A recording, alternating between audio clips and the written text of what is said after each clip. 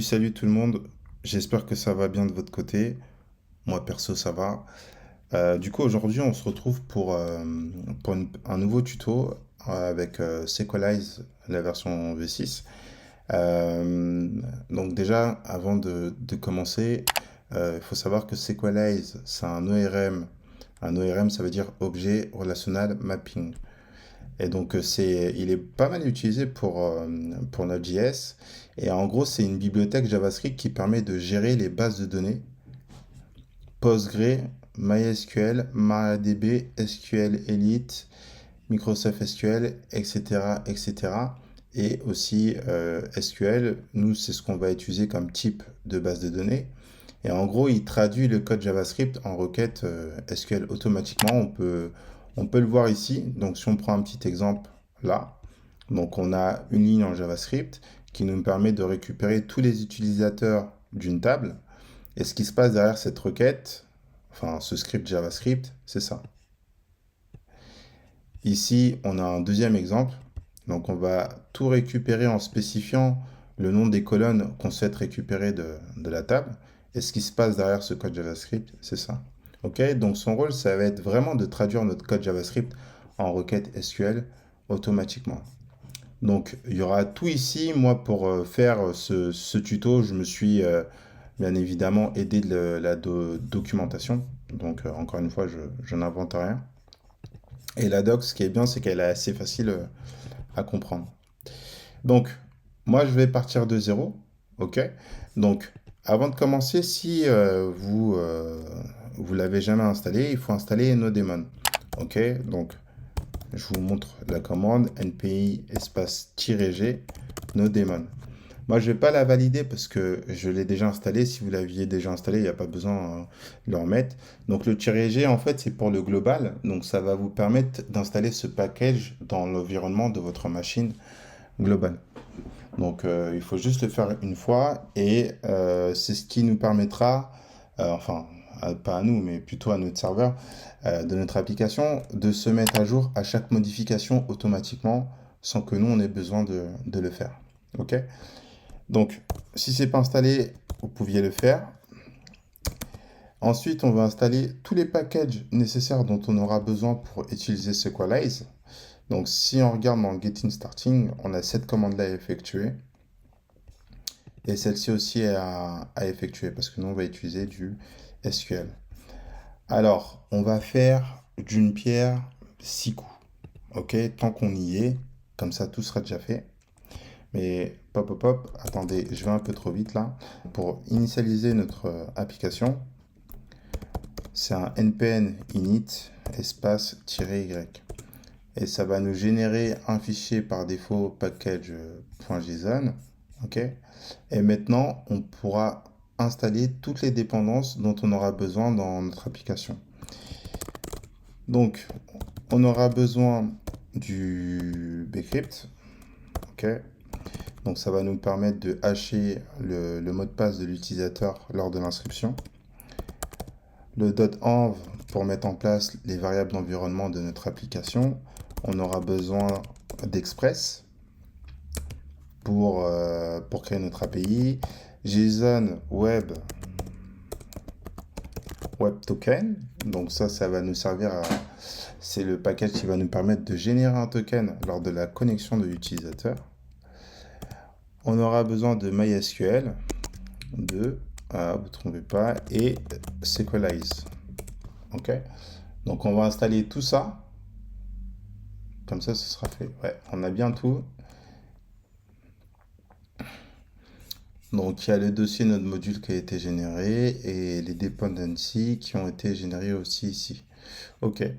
Donc tant qu'on est ici, on va faire une petite modification sur le fichier package.json au niveau du script. Donc là, on va retirer script et on va mettre ici nos démons espace server.js. Et là, on va remplacer le test par start. Ok. Comme ça va nous permettre d'exécuter plus rapidement notre serveur et ce sera plus pratique pour le coup. Ensuite, ce qu'on va mettre en place, hop, hop. On va mettre en place une petite structure de notre projet, voilà, pour que tout soit bien rangé. Donc là, je vais utiliser la commande mkdir pour créer les dossiers. On va avoir besoin d'un dossier config qui contiendra la configuration de notre application, un dossier contrôleur, un dossier modèle, un dossier routeur et un dossier middleware. Et là, je pense qu'on est plutôt pas mal. Donc voilà, tous les dossiers ont été générés. On aura besoin aussi d'un fichier .env, voilà, à la racine de notre projet qui se trouve ici. Et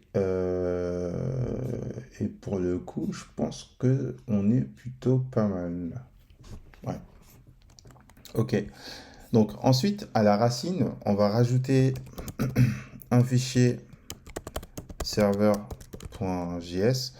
Donc c'est grâce à ce fichier-là qu'on pourra exécuter notre serveur. Donc on va le configurer maintenant. Donc là, ce qu'on peut faire ici, c'est un petit message qui s'affichera dès lors qu'on lancera notre serveur. Là, on peut mettre par exemple, hop, on va mettre la petite fusée. Voilà, comme ceci. Et là, on va mettre démarrage du serveur. 3 petits points. Ensuite, on va avoir besoin pour notre serveur d'importer Express. Donc moi, je vais rester sur le module Gomon JS. Je vais pas utiliser le type module.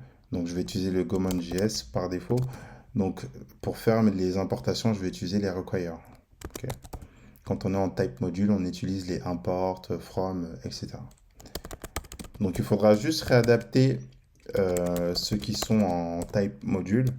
À la limite, je vous mettrai la même version, mais version type module en PDF dans la description de la vidéo.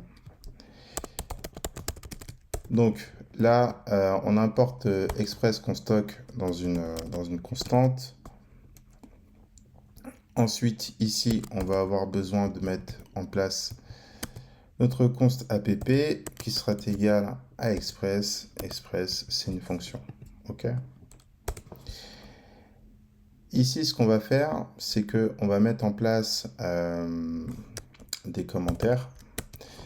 Donc ici, on aura le port.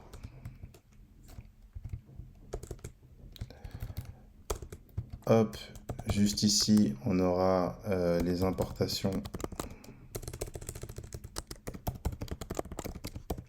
Importation des routes. Là, ici, on aura nos middleware. Voilà, on structure en avance, comme ça, c'est fait. Ici, on aura nos préfixes. Nos préfixes. Et ici, on aura le serveur.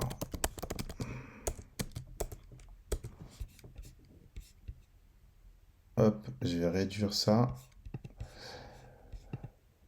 Donc, pour mettre en place notre serveur, on va mettre ici une fonction, ok, qu'on va appeler start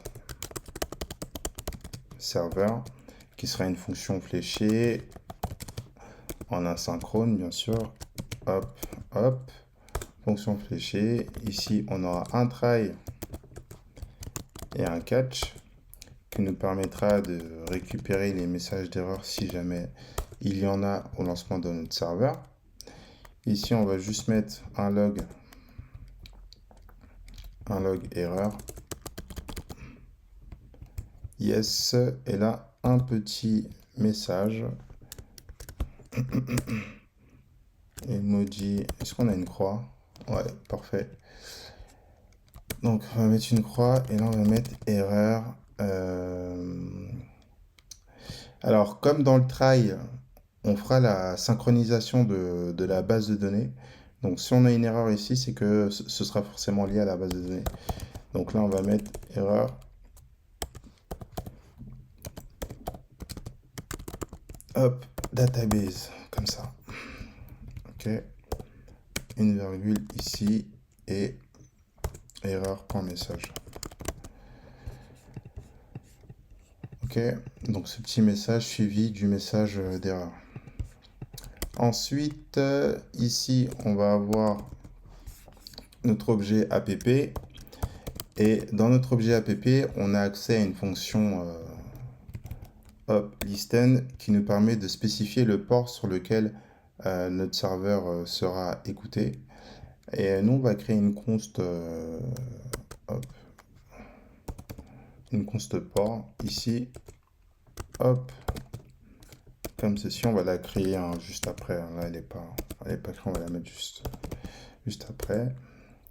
Donc, hop, là, on va mettre un petit log. Et dans le log, ici, on va mettre la petite fusée. Hop, le petit message, serveur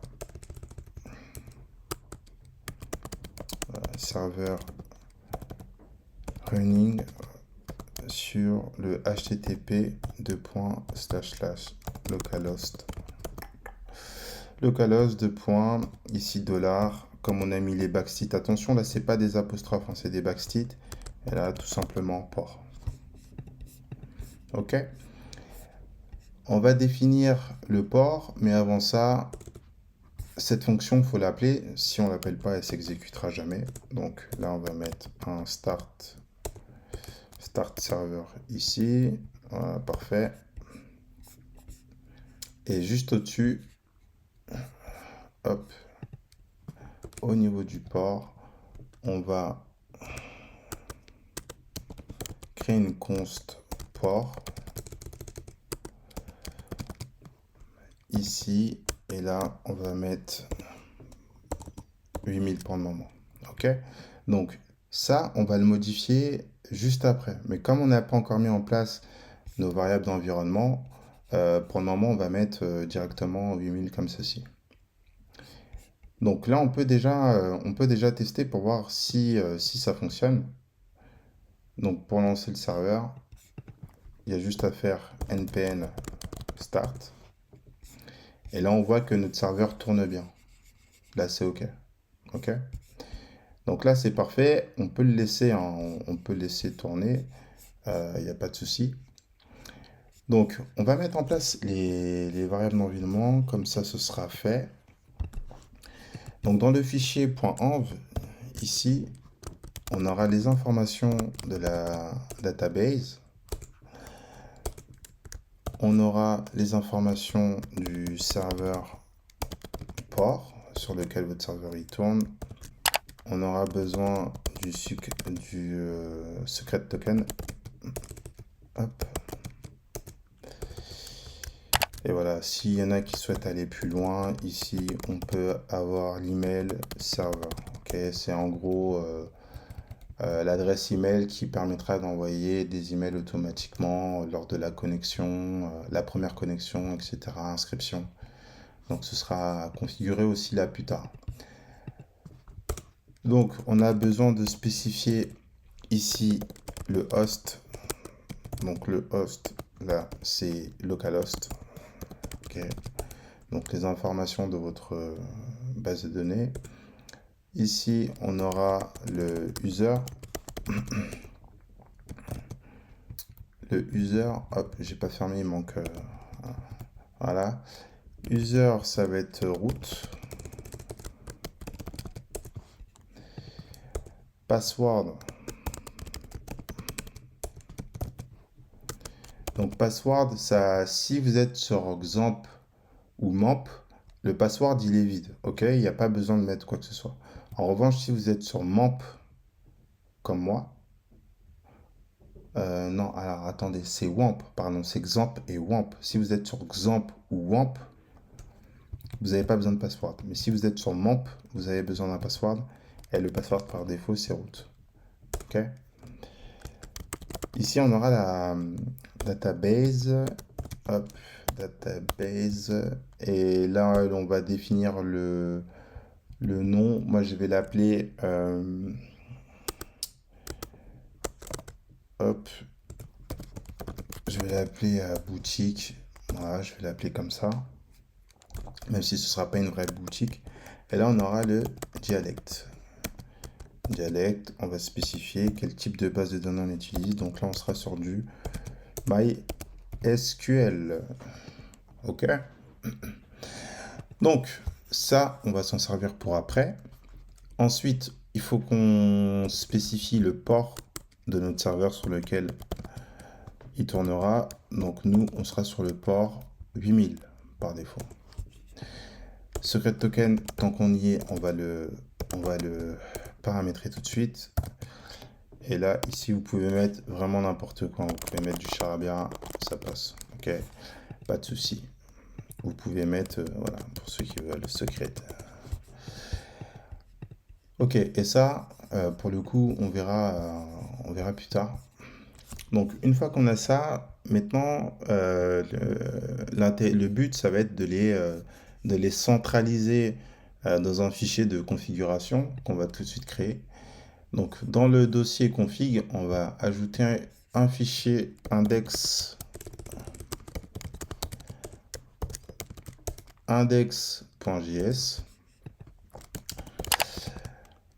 Ici, dans ce fichier-là, directement, on va importer le package.env.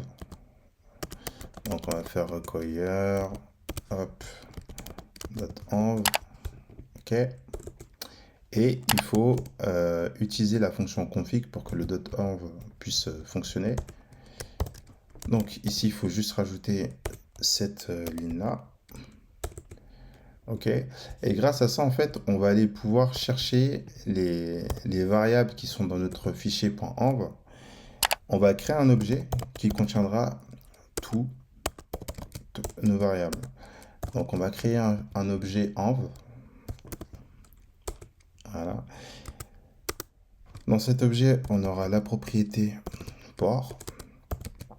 Et pour aller chercher la variable d'environnement, il faut passer par le process.env.port, tel que c'est écrit dans notre fichier. Et donc, on va faire ça pour toutes les variables qu'on a définies.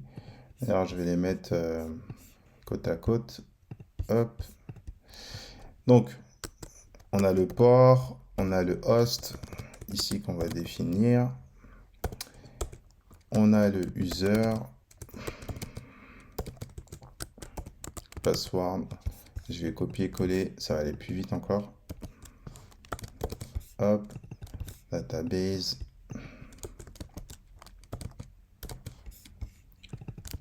Et le dialecte. Le token aussi, on va le prendre. Voilà, ici on va vraiment tout centraliser. Et là, on est bon. Donc ici,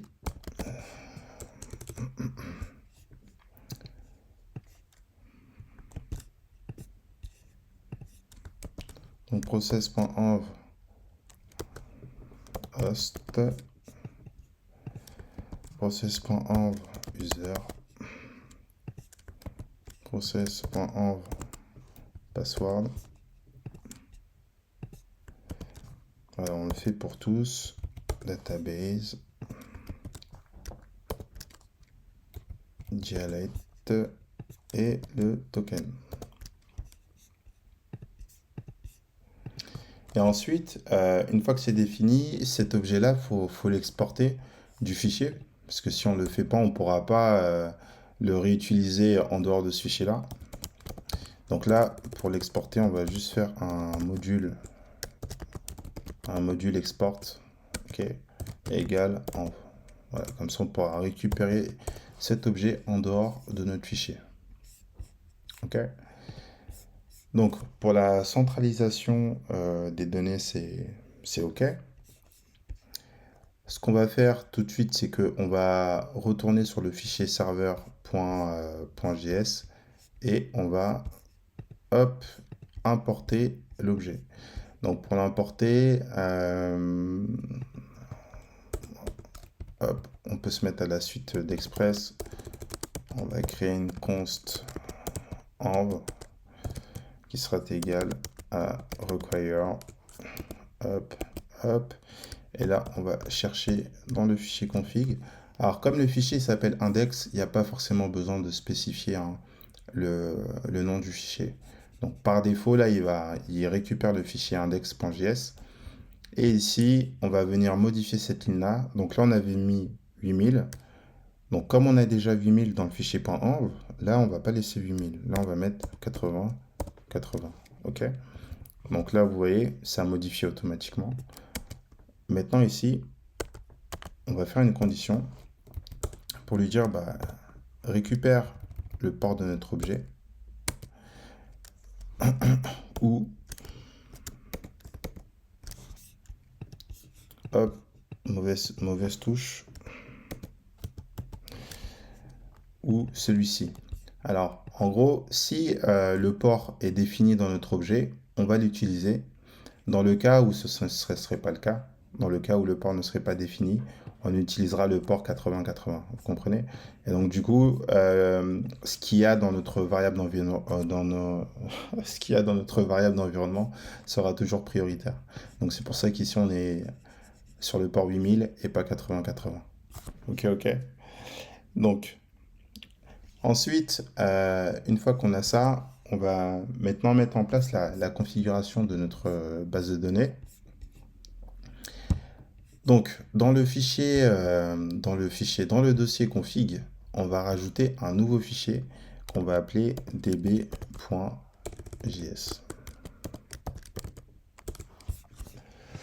Ok, db.js. Donc, la configuration, on peut la retrouver sur la doc, il n'y a pas de souci, mais on va la faire ensemble pour bien comprendre comment la mettre en place. Donc, d'abord, on aura besoin d'importer Sequelize. Sequelize, hop, là, ici, on fait un require.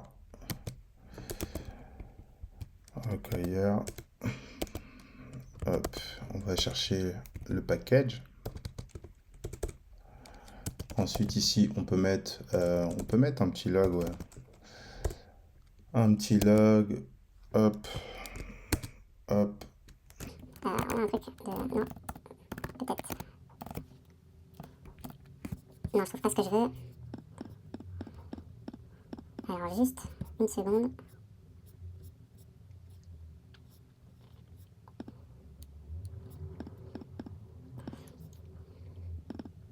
Ouais, donc on va mettre cette petite icône. Je n'ai pas le nom. Donc là, on va mettre initialisation de la connexion à MySQL. Voilà, comme ça, on sait ce qui se passe à chaque lancement. Ok, donc ici, on aura besoin de mettre en place un objet DB qui sera égal à l'instanciation de la classe Sequelize qu'on vient d'importer. Donc c'est new ici, new Sequelize, hop, et qui prend 4 paramètres. Donc le premier paramètre, ça va être le nom de votre base de données. Le second, ça va être l'utilisateur. Et le troisième, ça va être votre mot de passe. Et ici, on va le configurer juste après. Donc ça veut dire qu'on aura besoin de, comme on a fait pour le serveur.js, d'importer ici notre objet env. Okay. Donc là, on va faire un require hop, de notre fichier index. Et on va utiliser notre objet pour récupérer les informations. Donc là, on va mettre env.host. Ok. Donc on a défini... mais non, qu'est-ce que je raconte? C'est env.database. Le nom de la base de données qu'on a mis dans database. env.user ici. Et là, on aura env.user .password. OK. Ensuite, ici, il faut spécifier le host. Donc le host, c'est pareil, on l'a défini dans notre objet. Donc là, ça va être env.host. OK. Et là, on a le dialecte pour spécifier quel type de base de données on utilise. Et là, ça va être env.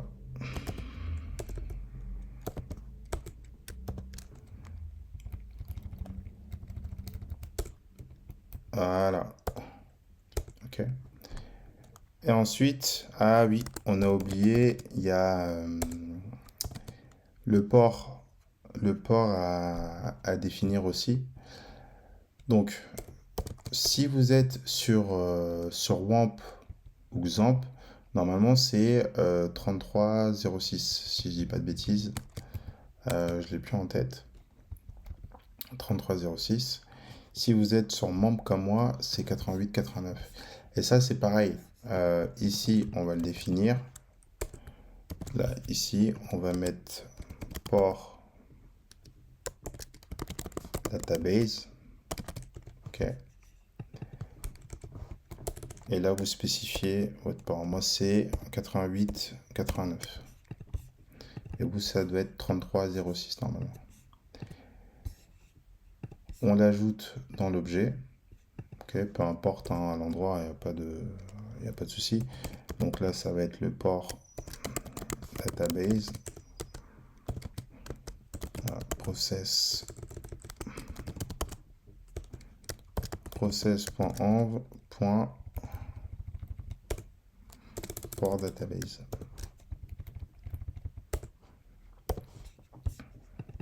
OK. Et donc du coup ici, maintenant que c'est défini, je peux le mettre là. Voilà, port database. Et là, on a le login. Hop. Login à false. Et on est pas mal. Du coup, le login false, c'est juste pour éviter d'afficher nos requêtes dans la console. Ici, là. Donc par défaut, il est à true, nous on va le mettre à false. Et donc, là maintenant, il faut mettre en place la fonction de connexion. Donc là, c'est const connexion. Fonction asynchrone, async. Donc, fonction fléchée asynchrone. Là, on va mettre un try et un catch. Hop. Et là, ici, on aura l'erreur. OK. Donc là, on va mettre un log erreur. Comme ça, si on a une erreur, bah, on saura pourquoi ça ne fonctionne pas. Hein. Et ouais, hop. Donc là, on va mettre la petite croix. Et là, on va mettre erreur de connexion. Virgule. Et là, on va afficher la raison de l'erreur grâce à l'objet erreur. Ici, on va mettre un log aussi. Hop, hop. Donc voilà, on va tracer chaque étape. Comme ça, on saura ce qui se passe. Donc tentative de connexion. Ensuite, on met en place la ligne qui va nous permettre de connecter. Donc, il faut rappeler l'objet là qu'on a défini. Donc, db. Et à partir de cet objet, on a accès à une fonction, c'est authenticate. Okay. Donc, c'est la fonction qui nous permet de nous connecter à notre MySQL. Et ensuite, on va mettre en place un log. Voilà, de validation dans le cas où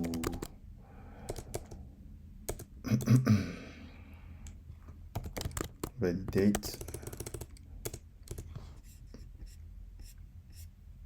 J'ai pas dit qu'on validate. Ça devait être peut-être là.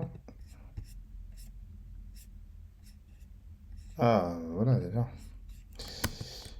Donc, connexion réussie à MySQL.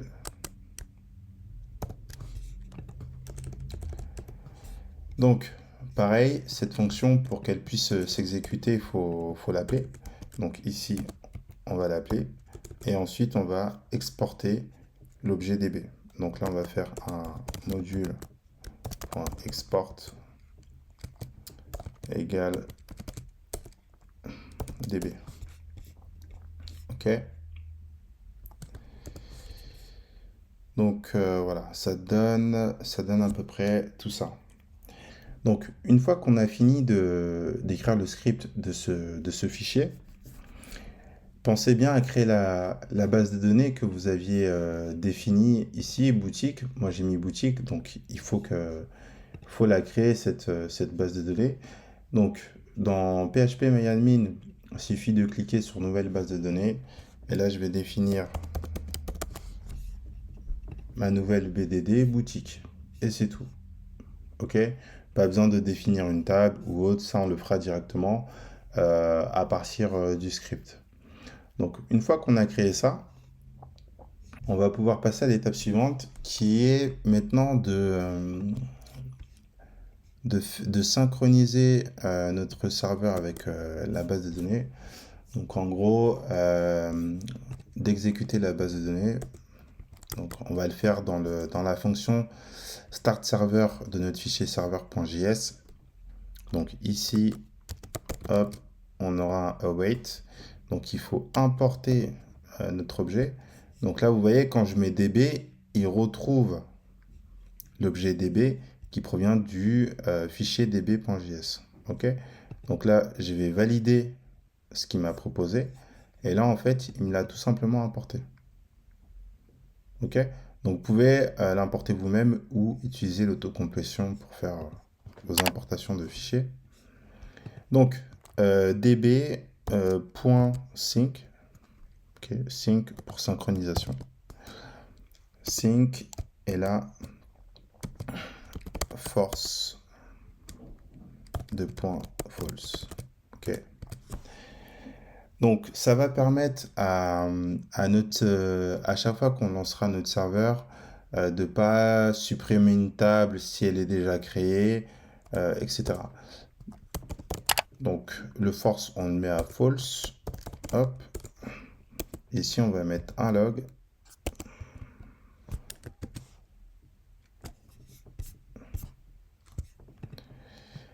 Un log database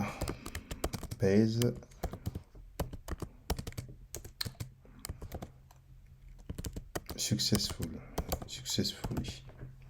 Hop. Ok. Donc database successfully.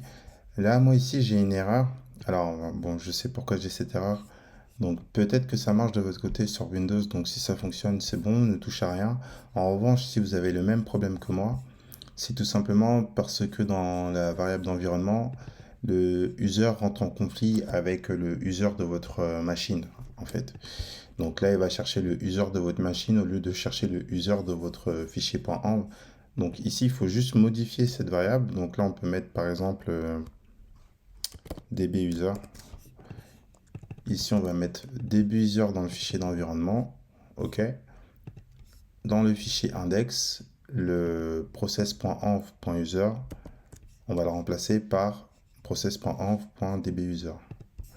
Et du coup, là, c'est bon. OK, il rentre plus en conflit avec l'utilisateur de notre machine. Et là, il nous dit qu'on est bien connecté. Par contre, là, je vois que j'ai fait une faute. Hop, c'est où running.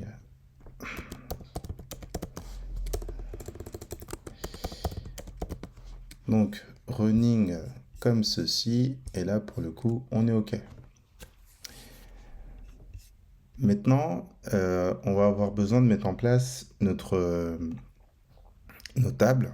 Donc, pour mettre en place nos tables, il va falloir le faire dans le dossier modèle. Donc, dans modèle, on va définir notre première table qui va être user.model.js.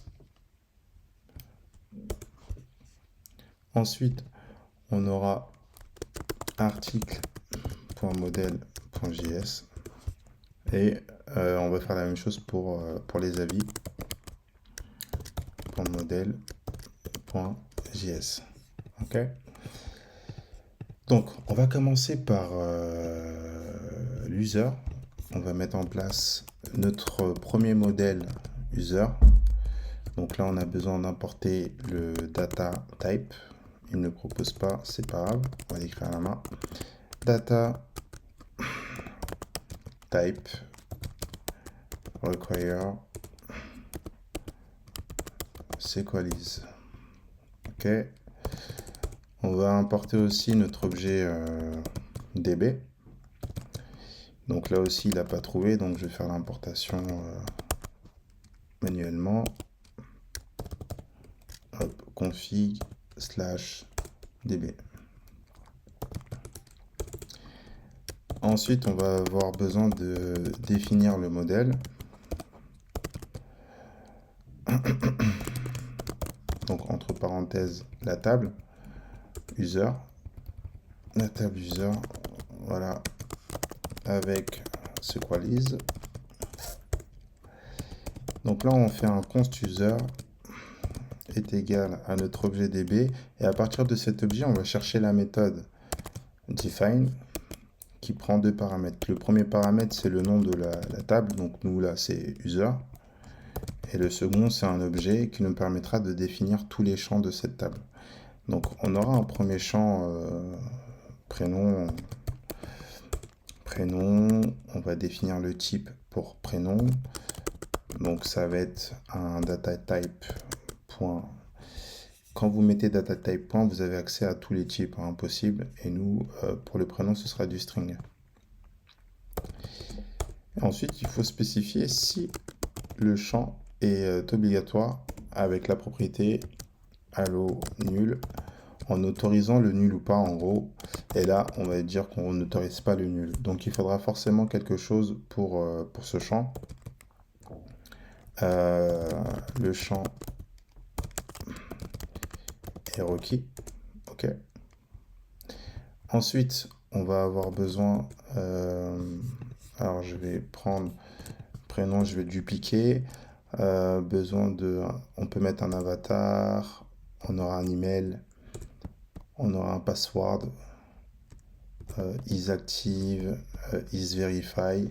Ok. Donc, on a besoin de pas mal de champs. Ça, je vais le réduire. Donc, prénom. Ici, je vais mettre avatar. Ok, ce sera en string. Le nul ne sera pas autorisé pour l'avatar. Pour pas s'embêter, on peut mettre la propriété default value comme ceci. Et là, on spécifie une valeur par défaut, là par exemple picture. Voilà, comme ça on ne sera pas obligé de spécifier une image à chaque fois. Pour le test, ici on va mettre l'email. Donc on n'autorise pas le nul non plus. En revanche, ce qu'on veut, c'est que l'email soit unique. Donc on va rajouter la propriété unique et on va la mettre à true. Ok. Ensuite, on a le password. Le password, le type est string. On autorise le nul, non plus. Et là, ce qu'on peut faire, c'est ajouter un champ isActive. Donc ça va permettre de désactiver un utilisateur en cas de ban, etc. Là, on sera en type boolean. Voilà. Type boolean. Est-ce que non, c'est pas. Non, on n'autorise pas le nul pour le coup pour cette valeur-là. Et là, on va mettre pareil une valeur par défaut, donc default value. Ici, on va mettre isActive, par défaut, il est activé. Ok. Donc, par défaut, il est activé. Et ici, le isVerified. Donc, lui, en gros, ce champ-là, ça va nous permettre de savoir est-ce que la personne a bien validé le mail lors de son inscription avant de pouvoir se connecter, etc. Donc ça, ce sera vraiment pour ceux qui souhaiteront aller plus loin. Donc ce sera de type booléen. Et là, valeur par défaut, default value, ce sera false. OK? Default value, ce sera false. Et qu'est-ce qui nous manque encore? Qu'est-ce qu'on peut rajouter? On peut rajouter aussi les rôles. Voilà, les rôles. Donc ici, on aura... Alors, je réfléchis pour l'ordre. Bon, on peut le mettre à la fin, ouais, c'est pas très grave. Donc, les rôles, on aura un type string. OK. Type string. Est-ce qu'on autorise le nul? Non.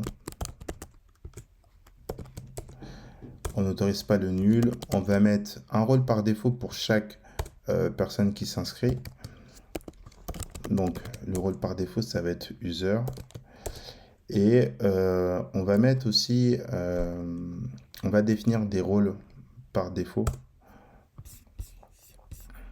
grâce à l'attribut c'est validate. Hop, validate de points. Donc on va plutôt faire une vérification au niveau de l'application que de MySQL.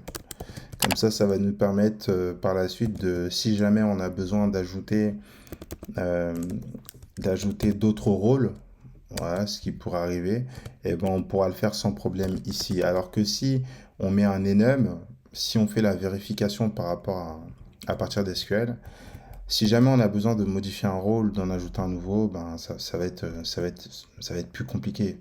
Le enum, il est beaucoup plus strict et le is in, il nous permet d'être flexible sur l'évolution de nos données.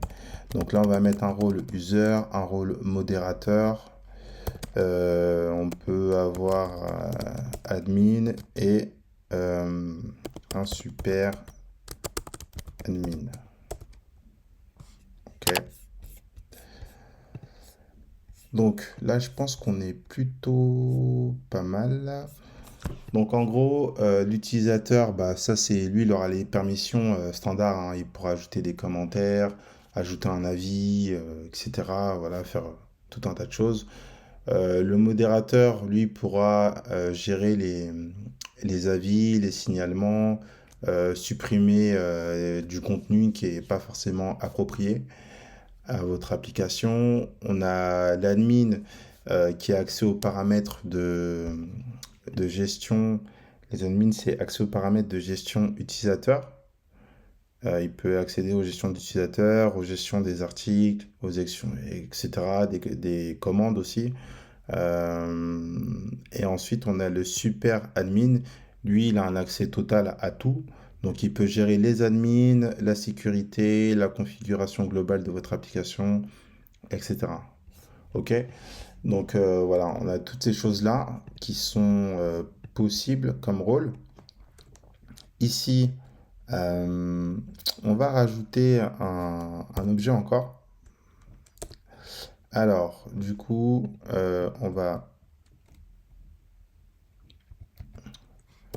Pourquoi ça marche pas? Là, ça fonctionne. Ok. Hop, on va rajouter un objet ici. Là, il y a déjà... Voilà, faites attention à la syntaxe. Donc, j'ai rajouté, en gros, j'ai fermé l'objet. Ok. L'objet ici, là, je l'ai fermé. J'ai rajouté une virgule suivie d'accolade. Ok. Et là, ici, on va définir deux champs. Donc, on aura ce qu'il me propose, le time. Non, il ne me le propose pas. C'est en minuscule. Time temps. Et là, on va le mettre à true. Donc, hop, hop.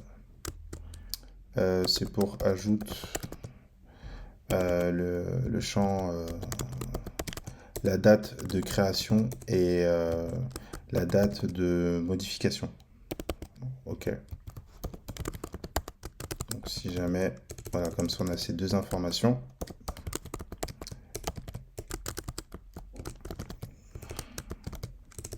Ah, voilà, comme ça. Et ensuite, un champ aussi qui est important, c'est l'attribut euh, underscore hop underscored. Alors là, j'ai mal écrit. Donc c'est underscored. Voilà. Ici, on va mettre true. Et en fait, ce champ-là, il va tout simplement nous permettre d'utiliser le snake case. Donc, par exemple, pour isActive, isVerify, etc., ben, il mettra un underscore entre les mots automatiquement. Donc voilà, c'est pour avoir du snake case. Donc, snake pour minuscule. Ensuite, ce qu'on peut mettre en place, c'est l'exportation de l'objet. Parce que si on ne l'exporte pas, c'est toujours la même histoire. On ne pourra pas l'utiliser en dehors de ce fichier. Donc là, on va faire un module export. Module export égale user. Une fois que on a vu qu'on a terminé l'user model, ce qu'on va faire, c'est qu'on va enchaîner par article et ensuite avis. Comme ça, on aura terminé avec les modèles. Donc dans article, ça va être exactement la même chose. Donc ce qu'on peut faire, c'est récupérer la base de user et la coller tout simplement ici et on va venir la modifier. Par contre, voilà, assurez-vous de bien faire les modifications et voilà, comme ça tout se passera bien. Donc là ici, c'est const article. La table, c'est pas user, ça va être article. Et tout en bas, on va faire un export default de article. OK? Ensuite, pour les articles, on n'aura pas de champ prénom. On aura le champ nom. Donc le champ, on peut mettre name, le name de l'article. Le false est autorisé, le nul est autorisé, non. Et on va faire, on veut que le nom de notre article soit unique pour pas avoir deux articles avec le même nom. Donc ici, on va mettre unique true. Ensuite, avatar, on peut mettre content, description, contenu de l'article, etc. Là, on sera en type texte. Comme ça va nous permettre du texte un peu plus conséquent que quand on est en type string. Par défaut, le type string est limité à 250 caractères. Hein, c'est du varchar. Et ici, on va mettre texte. Comme ça, on peut aller un peu plus loin s'il y a nécessité. Valeur par défaut, ici, on va rien mettre. Autorisation des champs annule, false. OK. Catégorie à la place de email. Hop, j'écris en majuscule. Donc là, on va mettre catégorie. Catégorie, type data de type string. Est-ce qu'on autorise le nul? Non plus. Ensuite, brand, la marque. Là, c'est type string et voilà, on n'autorise pas. Le price. Donc le price. Je les mets en anglais, hein, mais vous pouvez aussi les mettre en français. Il n'y a pas de souci. Price, c'est un float. Voilà, on n'autorise pas le nul. Ensuite, on a les pictures. Donc là, ça va être un petit peu particulier. Pourquoi? Parce que, en fait, on peut partir du principe qu'un article peut avoir plusieurs images. Donc là, ici, on a la possibilité de stocker aussi des objets en JSON. C'est ça qui est pratique aussi. Donc là, on va mettre un data type JSON. Comme ça, voilà, grâce à l'objet, on pourra mettre plusieurs URL d'images. Et autorisation nulle, non. Quoique si, on va mettre true ici. Voilà. On va mettre true. Et ce qu'on peut faire aussi, comme le isActive, mais là, ça va être plutôt le status. Status type. Et là, on va mettre data type point boolean. OK. Et là, pareil, est-ce qu'on autorise Euh, le nul, non. On peut même mettre... euh, non, on va laisser comme ça, on le fera directement via l'objet.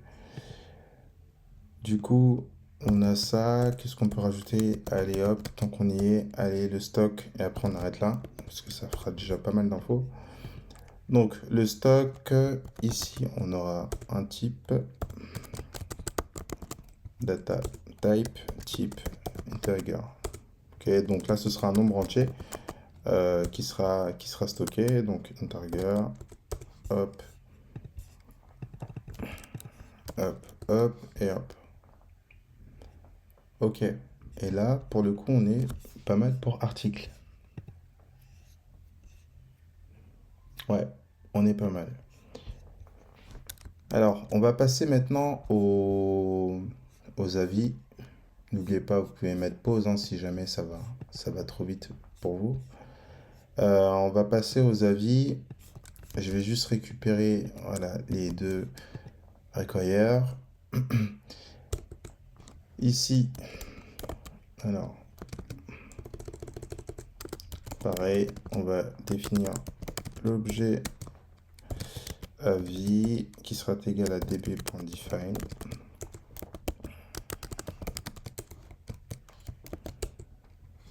Parfait. Et donc, ici, l'avis, on aura la note. On aura la note de type hop, ouais, integer.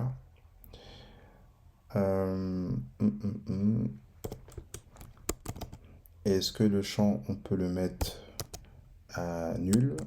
Là, on va mettre non. Donc, la note sera obligatoire. Ici, on a les comments. Donc, le résumé, hein, enfin, de commentaire de l'avis. Là, c'est type. Data type.string. Plutôt texte. Ok. Ah, comme ça, on pourra écrire des romans. Et là, pareil, hop, hop. On peut mettre, voilà, si, après ça c'est vous en fonction de vos besoins. Mais le commentaire ne sera pas obligatoire pour le coup. Et donc, une fois qu'on a ça, ensuite on va fermer l'objet, virgule, et on en ouvre un autre, hop. Et ici, pareil, on va mettre le timestamp. Si jamais hein, vous pouvez récupérer la structure de l'article et modifier par la suite. Donc là, on aura juste besoin de ça pour le coup. Le snake case, on n'en aura pas besoin. Pourquoi? Parce que on n'a pas forcément de champ qui en nécessite, qui en a besoin. Et là, j'ai oublié une virgule ici. Ok.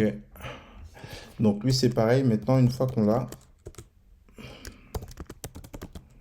hop, on l'exporte.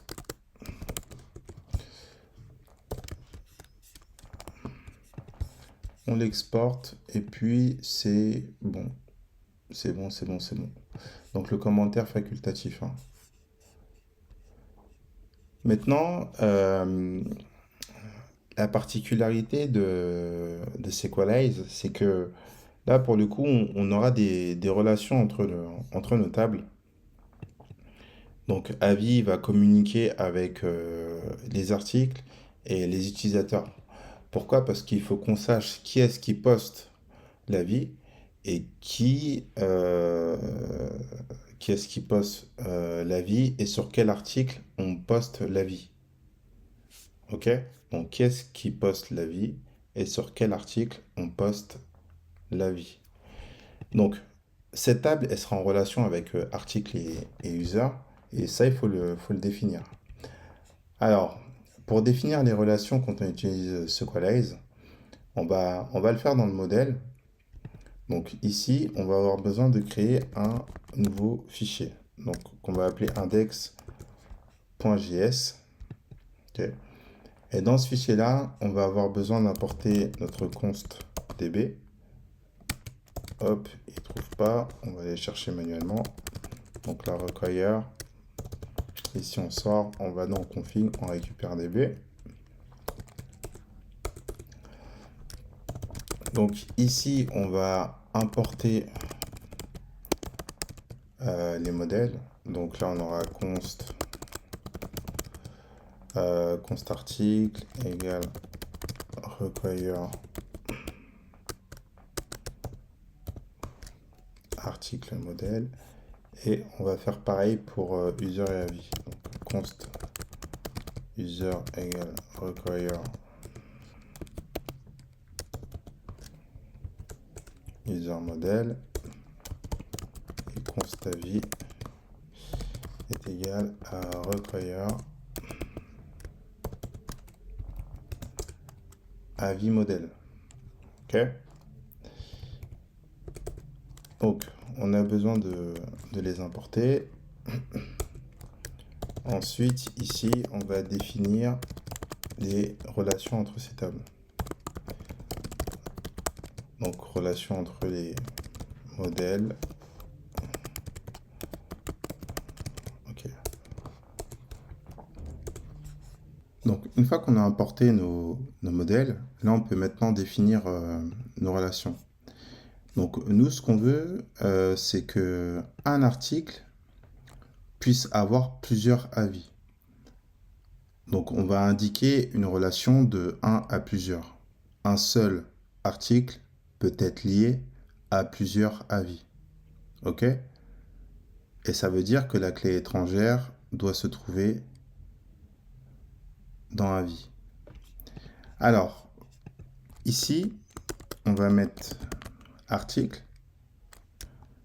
point as many. Donc, pour dire 1 à plusieurs. 1 à plusieurs quoi? Avis. OK? Et maintenant, il faut le spécifier la clé étrangère. Donc, la clé étrangère doit se retrouver dans la table avis. Donc, ici, on va mettre foreign clé. Et il ne propose pas. Faut pas que je me trompe. Foreign key. Deux points. Et là, on va mettre article ID. OK. Je vais reprendre la même ligne, je vais la mettre en dessous. Et maintenant, il faut spécifier la relation entre avis et article. Donc, on va spécifier qu'un avis appartient à un article. Chaque avis aura besoin de savoir à quel article il appartient. OK? Et donc, ici, on va mettre avis. Oula.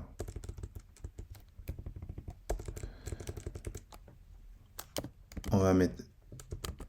Ah! Oh là là.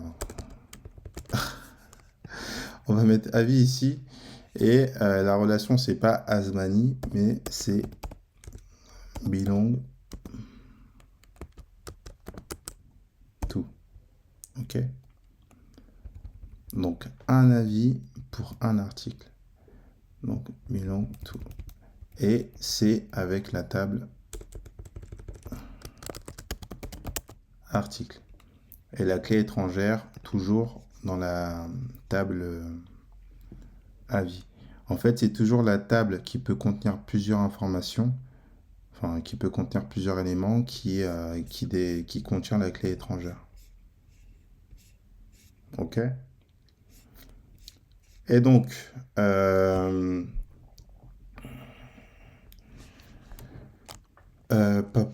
pop. Qu'est-ce que je disais? Je sais plus. Oui, je disais que la clé étrangère doit toujours être placée dans le modèle qui représente le côté plusieurs de la relation. OK? Donc, une fois qu'on a ça, maintenant, il faut qu'on sache aussi qui est-ce qui poste l'avis. Donc, il faut faire la relation maintenant avec user. Donc, ici, on aura user, hop, un utilisateur peut être lié à plusieurs avis. Voilà, un utilisateur pourra poster plusieurs avis. Donc, ici, on sera sur du Asmani, avis, et la clé étrangère, pareil. Ici, je vais récupérer celle-ci. J'aurais pu récupérer toute la ligne, hein. Mais là, je vais récupérer ça. Je vais mettre ça ici. Et là, la clé étrangère, dans avis, ça va être user ID. Comme ça, on saura qui est-ce qui a posté l'avis. Et ensuite, la relation de avis à user, ça va être la même. Ça va être belong to. Donc, un avis sera forcément lié à un utilisateur. Et là, ici, on va mettre user. Foreign key, user ID. OK. Une fois qu'on a fait ça, là, je mets pas les points-virgules, hein, voilà. Ça fonctionnera quand même, mais c'est pas très bien. Donc, maintenant, je vais exporter, on va exporter tous les modèles, etc. Donc là, exporter tous les modèles. OK. Et ensuite, hop, on va pouvoir les réutiliser ailleurs. Et ici, on va créer un objet qui va exporter DB, notre objet DB là. Article, avis et user. Voilà. Et à chaque fois que vous rajouterez un nouveau modèle, il faudra bien penser à l'exporter pour pouvoir le réutiliser ailleurs. Donc, maintenant qu'on a fait ça,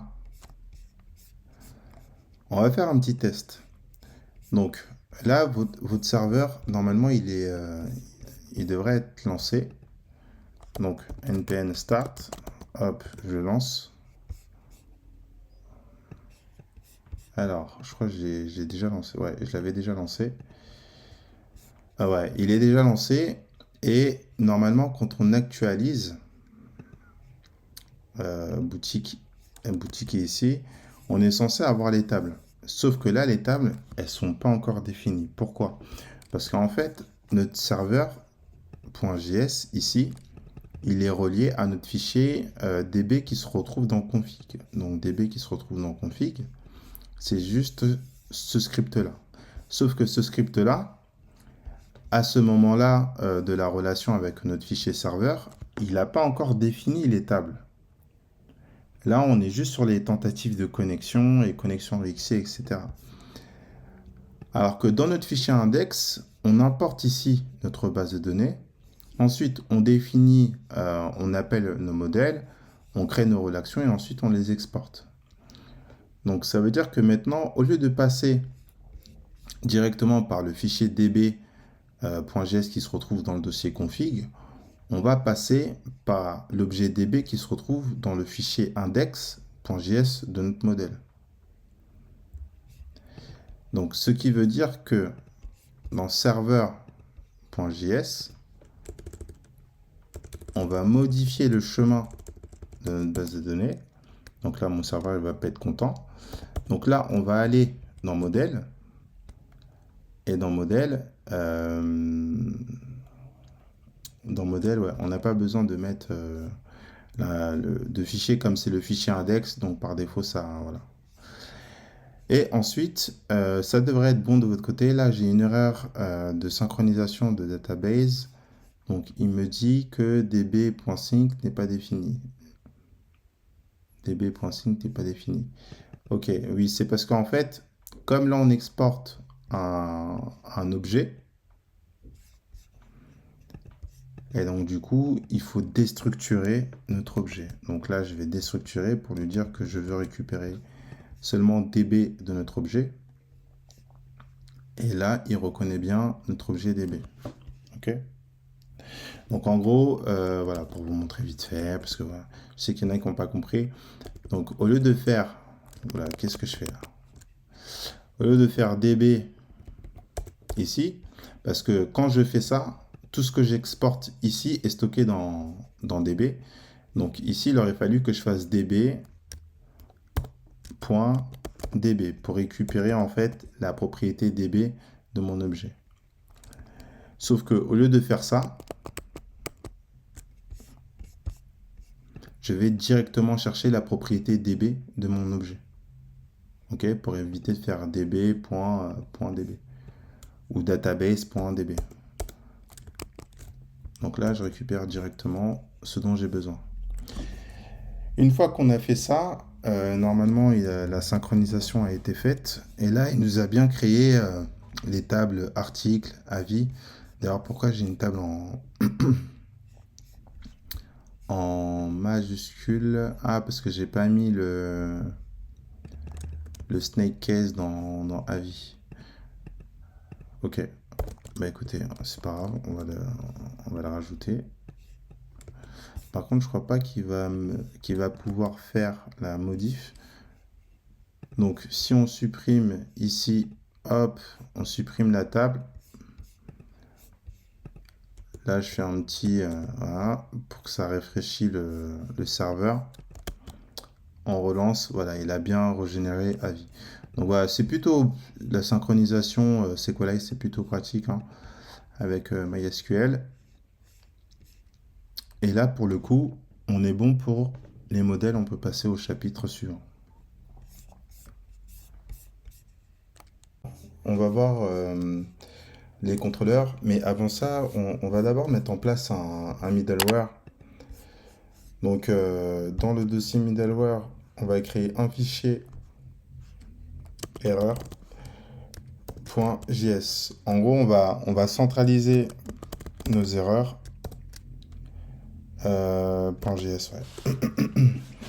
On va centraliser nos erreurs à partir d'une fonction qui se chargera de structurer nos messages d'erreur. Donc ici, on va créer une fonction create error, hop, qui prendra 3 paramètres. Donc on aura le statut. Le statut, on aura le message et on aura les détails. Ok. Et détail par défaut, on va le mettre à nul. Hop, comme ceci. Là, on aura besoin d'une const erreur. Il sera égal à l'instanciation de la classe erreur. Entre parenthèses, on va lui fournir notre message à son constructeur. À partir de notre objet erreur, on va mettre en place la propriété status qui sera égale au statut de notre paramètre. Et on va faire pareil pour détail. Hop, détail. Et ensuite, on return l'objet.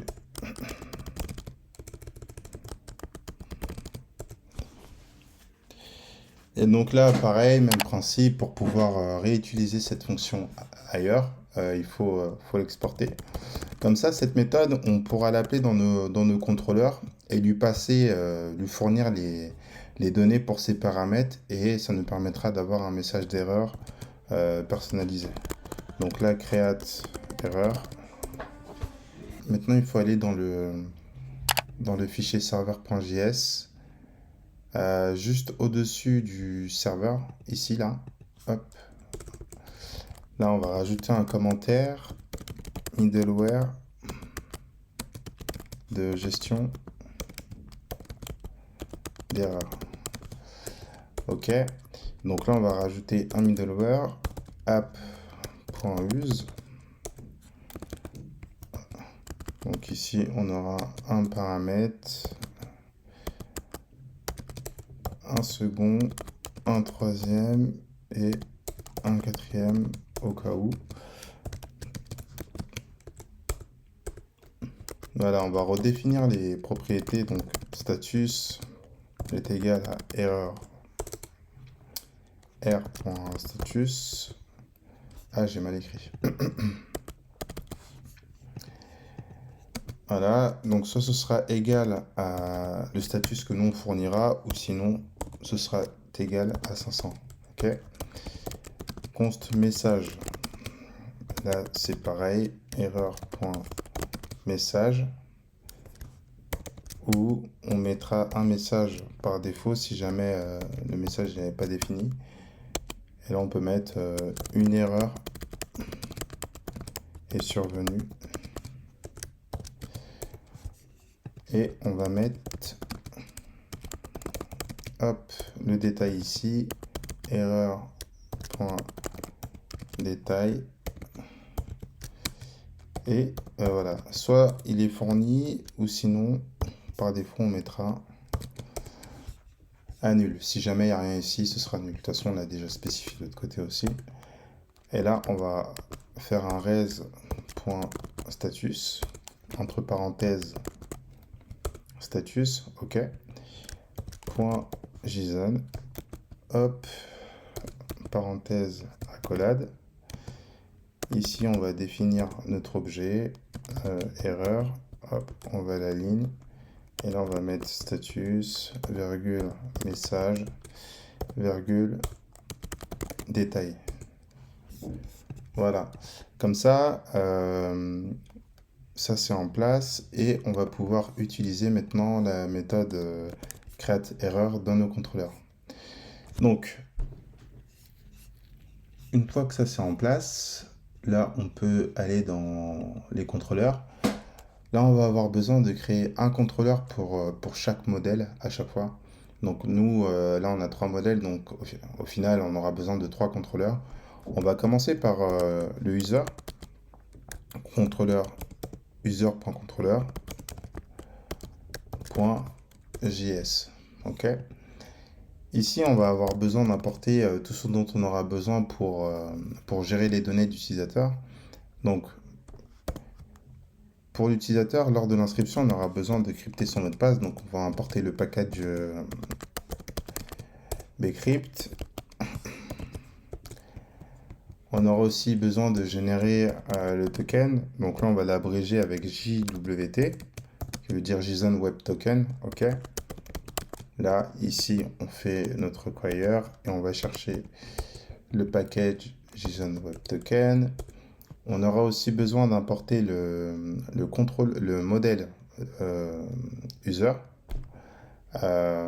Donc là, comme c'est un objet, il faut déstructurer l'objet directement. Donc on va faire accolade user et on va le chercher dans nos modèles. Hop, hop, et on va dans modèle. Donc là, il va récupérer l'objet user qui est exporté à partir de l'index, c'est-à-dire ici là. L'objet user qu'on exporte, on le récupère dans le contrôleur. Ok. Et donc ensuite, on a besoin de récupérer les variables d'environnement. Donc on va le faire. Donc require, hop.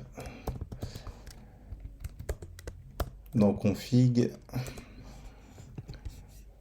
Donc là, on récupère l'objet.env et on va importer la méthode createError. Donc là, il faut le redéfinir parce que c'est pas un objet qu'on importe. Donc const createError require. Et là, on va le chercher dans les middleware error. Ok.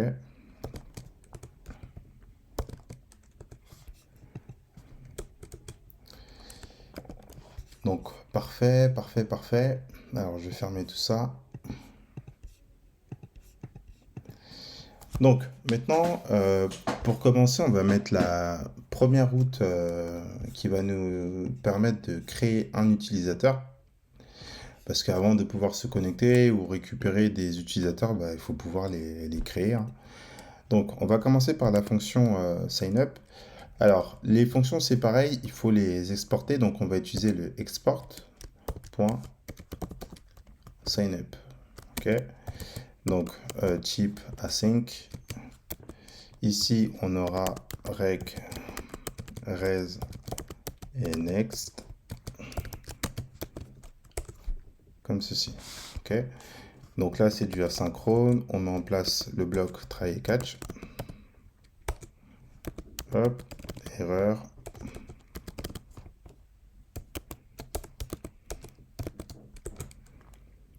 Voilà. Donc, dans un premier temps ici, on aura besoin de faire le hachage de mot de passe. Ok. Dans un second temps, on va avoir besoin de créer l'utilisateur.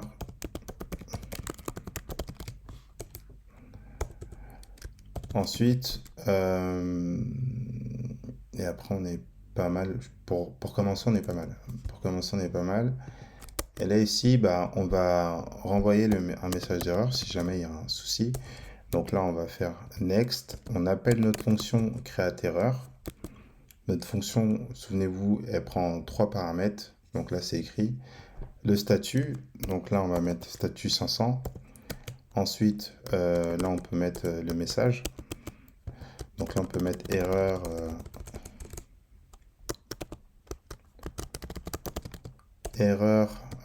lors de l'inscription. Je vais mettre des guillemets, ce sera plus simple.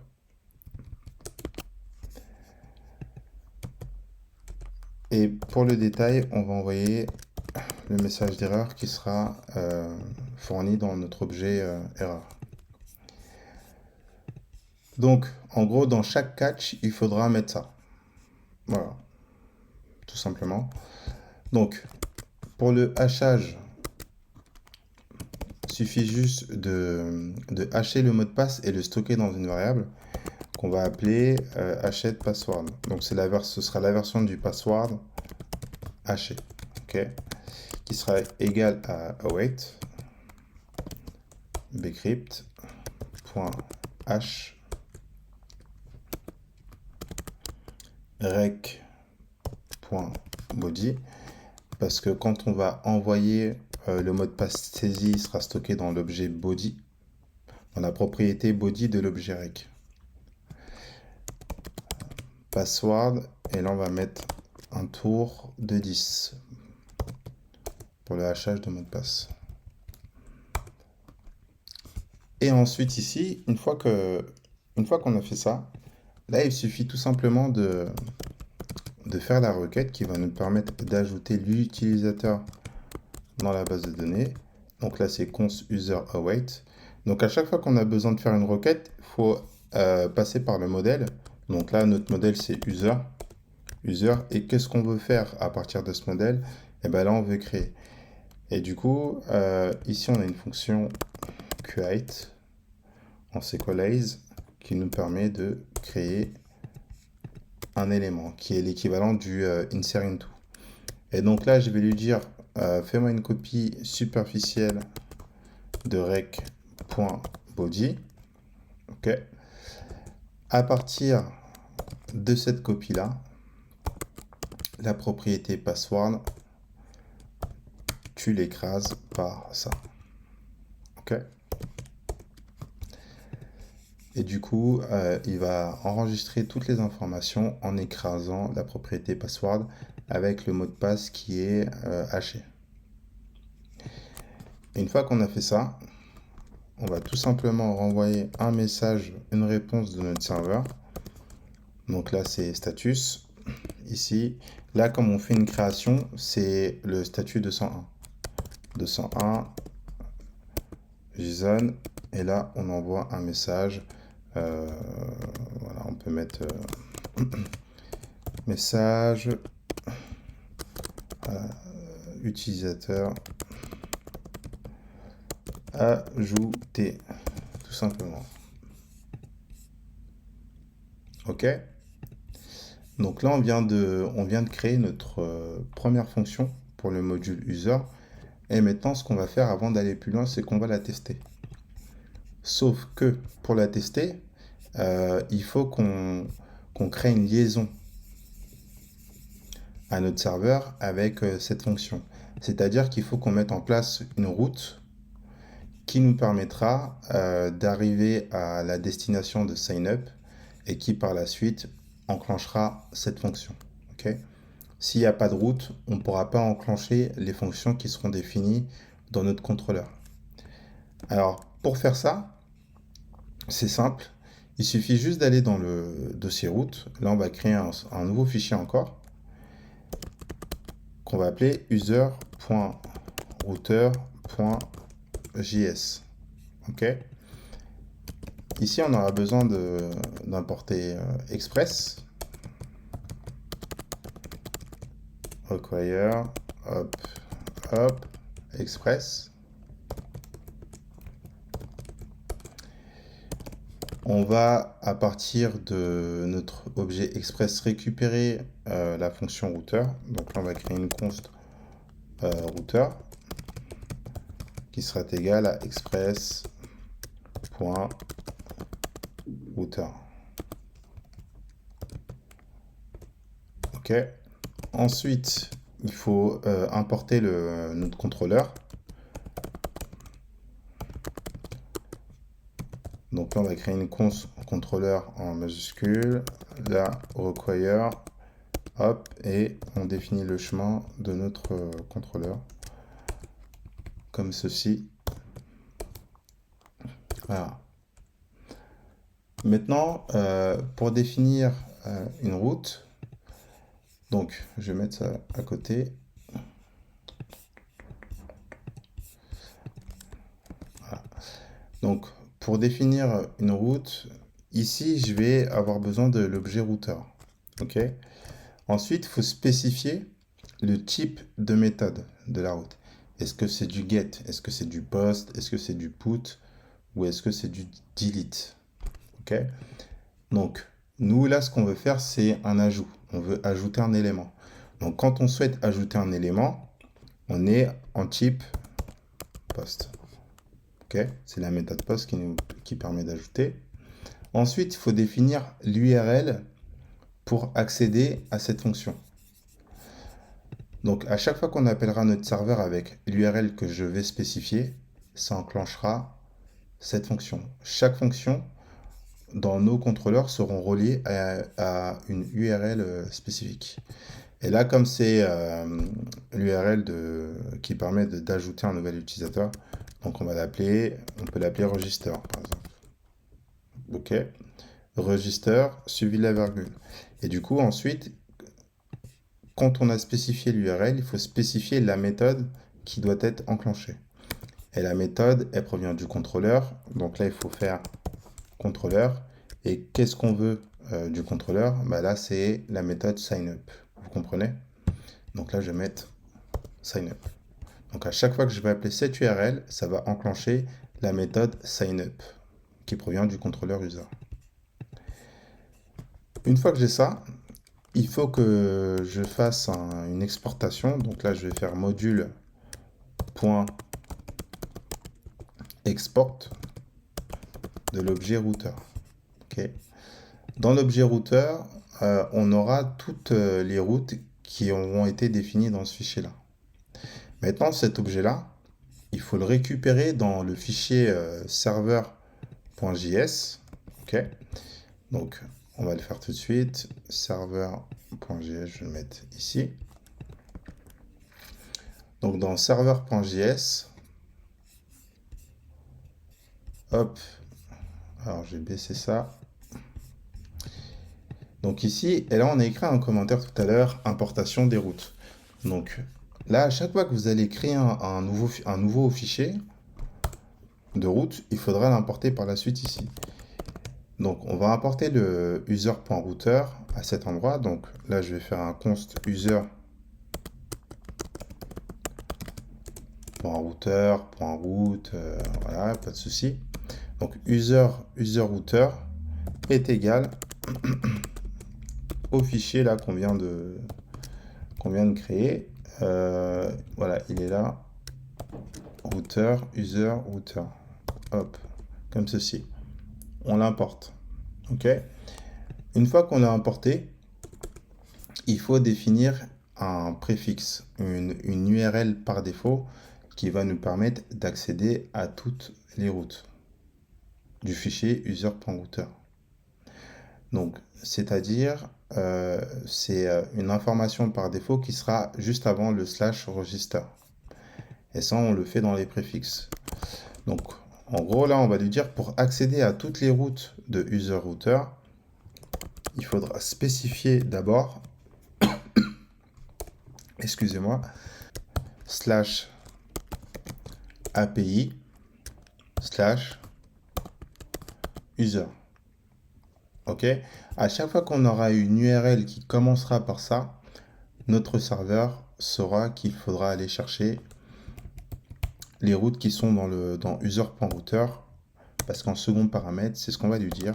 Hop, user router. Donc à chaque fois que l'URL commencera par ceci, il ira chercher la suite dans le fichier qui sera relié à cette variable. Ok?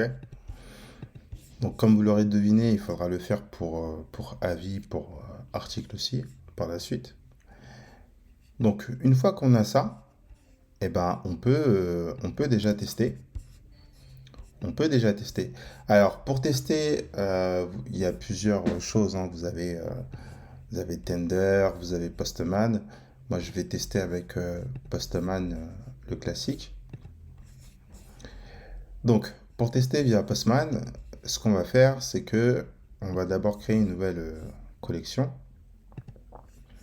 basique. Notre collection, on va l'appeler boutique. On va lui donner le nom du projet, hein. Là, j'ai juste cliqué là. Donc boutique. Et ensuite, ici, ce qu'on va faire, c'est qu'on va définir des variables par défaut. Donc là, par exemple, on va mettre URL user, voilà, qui aura par défaut l'URL de notre serveur. Alors, juste pour vous montrer, l'URL de notre serveur. Alors, où est-ce qu'elle est? Je suis flemmard, hein. Bon, on la voit pas parce qu'il y a une erreur. Alors là, c'est quoi le problème? Donc là, il nous dit app.use n'est pas une fonction. Parce que j'ai mis user en fait. J'ai mis user, c'est pour ça. Donc l'URL ici, c'est http localhost 8000. Ok. Donc là, je vais mettre ça. Suivi de API. Ok. API slash user. Ok. Donc on va créer une variable URL user qui aura pour valeur cette URL. Ensuite, pensez bien à sauvegarder pour que ça fonctionne. Et là, on va ajouter notre route. Donc là, on peut mettre par exemple post user qu'on va même ranger dans un sous-dossier. Donc là, on va faire add folder. Donc c'est pour ajouter un dossier.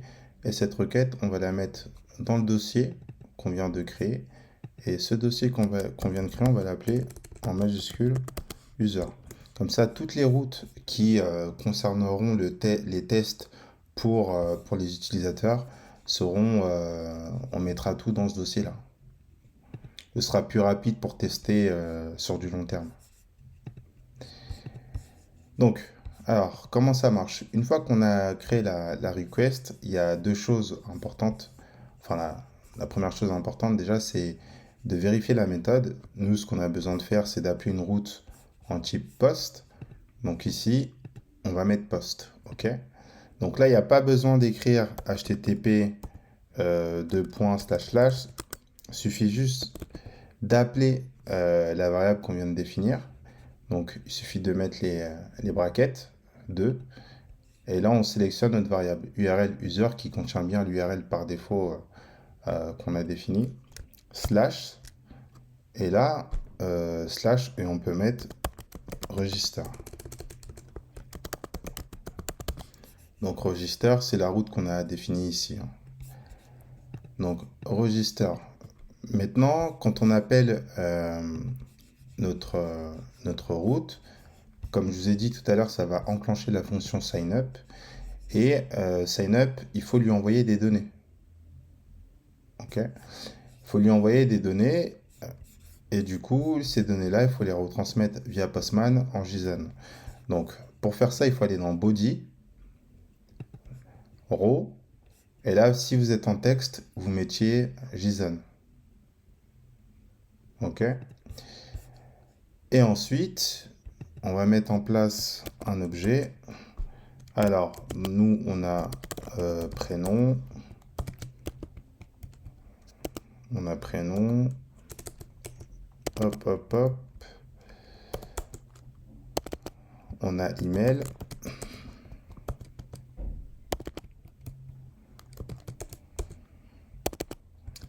Et on a password. Et l'avatar, on n'est pas obligé de le définir. Donc prénom, là je vais mettre Francis. Email, je vais mettre quelque chose de très rapide. Donc lol@gmail.com. Et là je vais mettre lol. Ok. Et maintenant je vais je vais enclencher ma requête et je vais voir si ça fonctionne. Donc là il nous dit erreur d'inscription. Là pour tester, ce qu'on peut faire c'est regardez, si on fait un console log juste de achète password pour essayer de voir si on récupère quelque chose. Voilà, comme ça, là je resend et là en fait ben il se passe rien, il se passe absolument rien. C'est tout simplement parce qu'il nous manque encore quelque chose dans notre serveur. C'est là les données qu'on envoie, elles sont au format JSON. Et par défaut, notre serveur, il peut pas recevoir, il peut pas traiter les informations en JSON. Donc pour ça, il faut mettre en place un middleware qui va se charger d'intercepter toutes les requêtes qui sont destinées à notre serveur. Et une fois qu'il les interceptera, il convertira les données au format JSON. Et donc pour ça, il faut juste rajouter ici app use. Ok. Et là, on va rajouter express.json entre parenthèses. Ok. C'est une fonction. Et maintenant, si on réessaye de renvoyer les données, et ben là, ça a bien mis message utilisateur ajouté. Ici, on a bien le console log qui apparaît. Et là, c'est bon, je peux vérifier dans la base de données si je vais dans user. Et là, j'ai bien l'utilisateur qui a été ajouté. Donc ça, c'est la première étape. Donc c'est plutôt cool. Maintenant, on va pouvoir passer à la connexion. Une fois qu'on a l'inscription, maintenant on peut faire la connexion. Donc dans Postman, pensez bien, vous voyez là j'ai mis post, là il me dit toujours en get. Pensez bien à sauvegarder. Comme ça, si vous avez besoin de rajouter un nouvel utilisateur, il suffira juste de cliquer sur la request et vos données seront sauvegardées. Vous n'aurez pas besoin de tout refaire à chaque fois. Donc, maintenant, on va faire en sorte à ce que l'on puisse se connecter. Donc là, ça va être un peu plus complexe. Pourquoi? Parce que il y aura un token à gérer avec, etc. Mais vous inquiétez pas, on va mettre tout ça en place ensemble. Donc, ici, on va définir dans le contrôleur, je vais mettre les deux côte à côte, on va définir dans un premier temps la fonction. Donc là, on va faire export.signing, ok, est égal à async, entre parenthèses, hop, et hop. Export, il y a un S.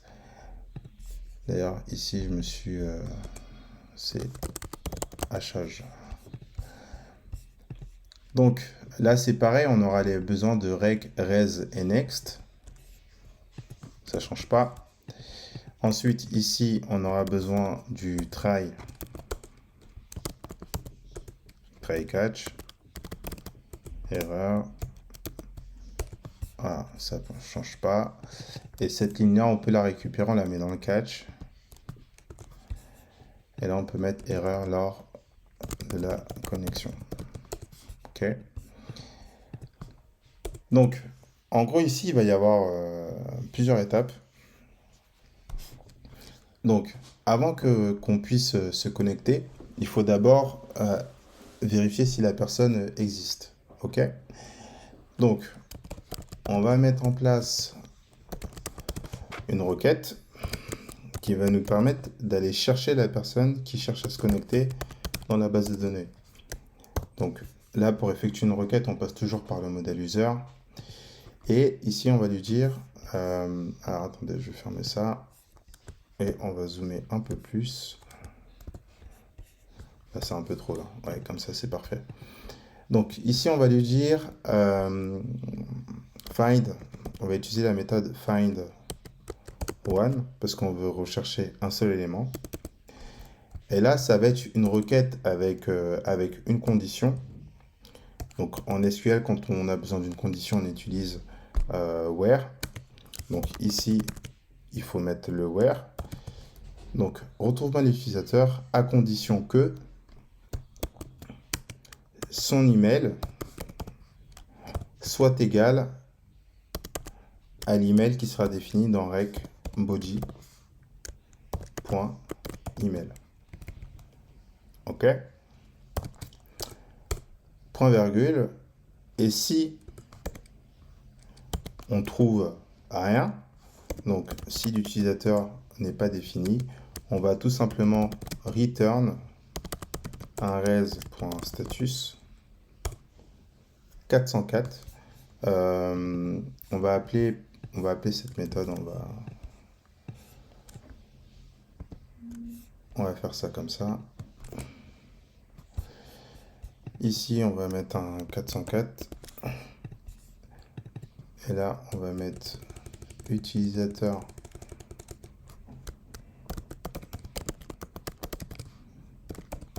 non trouvé. OK. Et puis, c'est tout. Donc, hop. Je voulais tester, mais j'ai oublié qu'on n'a pas créé la route encore. C'est pas grave. On va finir la fonction. Après, on ira tester. Ici, on va mettre en place la vérification du mot de passe.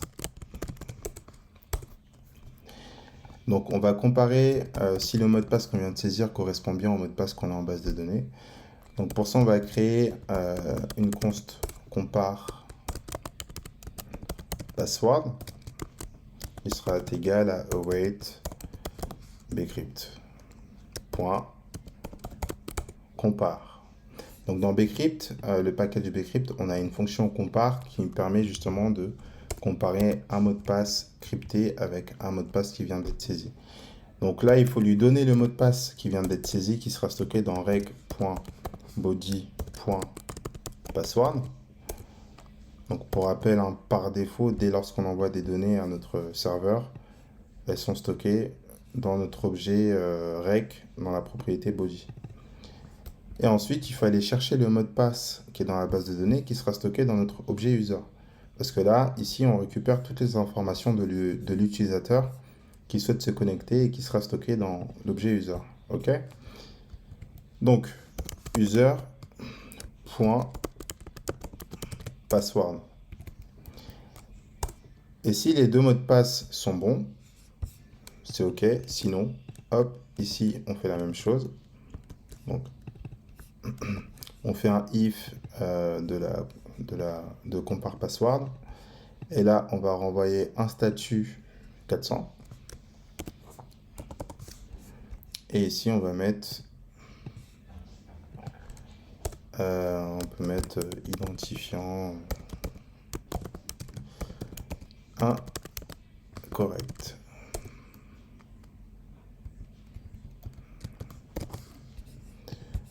Voilà, donc pour le message, il n'y a rien ici, c'est... ici, on peut mettre... Parce que là, il va nous Hop, hop. Là, on va mettre du vide parce qu'on n'aura rien. On va le retirer tout simplement. Par défaut, il sera nul.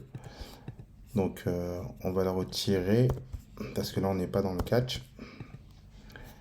Et ensuite, là, on va avoir besoin de générer le token. Ok. Donc, on va mettre génération du toc-toc. Alors là, hop, du token d'authentification. Donc lui, pour le générer, on va avoir besoin de cet objet env et du package gwt. Ok. Donc, en gros, hop, ici, on va avoir besoin de créer une const token, ok, qui sera égale à jwt.sign. .sign. Là, on ouvre les accolades pour le premier paramètre. Donc, dans le premier paramètre, dans le token, on va mettre l'ID de la personne qui souhaite se connecter. Donc, on définit la propriété ID qui prendra pour valeur user.id. Ok. Ensuite, lui, il a besoin du secret token. Secret token. Et là, on va lui donner une date, un délai d'expiration. Donc là, on va lui dire expire. Je sais plus écrire. Alors, expire. Ouais, c'est ça. Oh là là. Ouais, c'est bon. Expire. Et là, on va mettre par exemple 24 heures. Comme ça, au bout de 24 heures, votre token, il se détruira. Ok. Et donc, ensuite, ce qu'on va faire, c'est que à partir de l'objet user, parce que nous, il faudra qu'on récupère les informations de l'utilisateur plus tard, si vous aviez un front, etc. Sauf que quand on va récupérer les informations de l'utilisateur, on va faire en sorte à virer le password, parce que le password, c'est une donnée sensible, et on va tout simplement le retirer.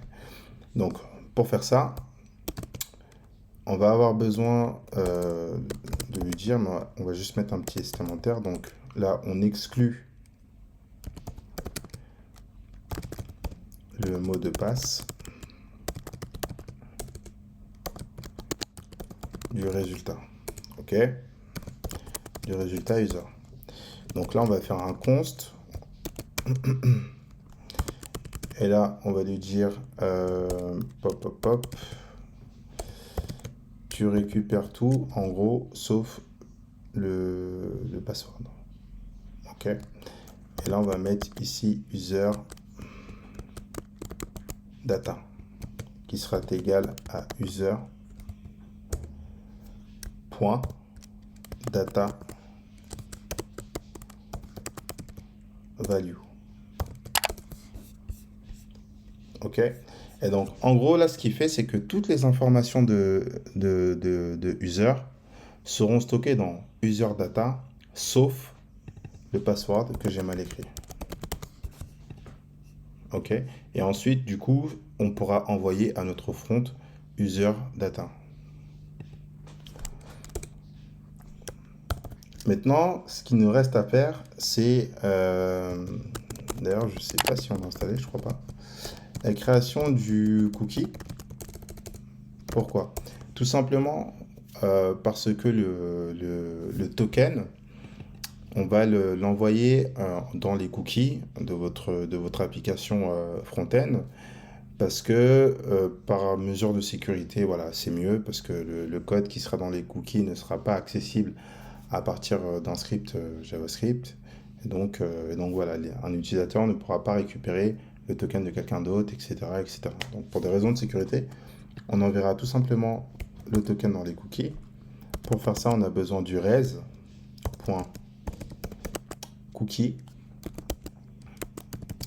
On va définir une clé pour le cookie. Donc là, on va mettre access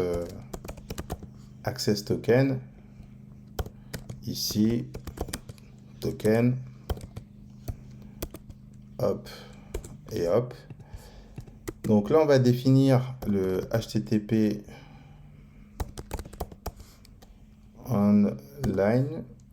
only, pardon. Donc HTTP only, secure de point false. Ensuite, on a le same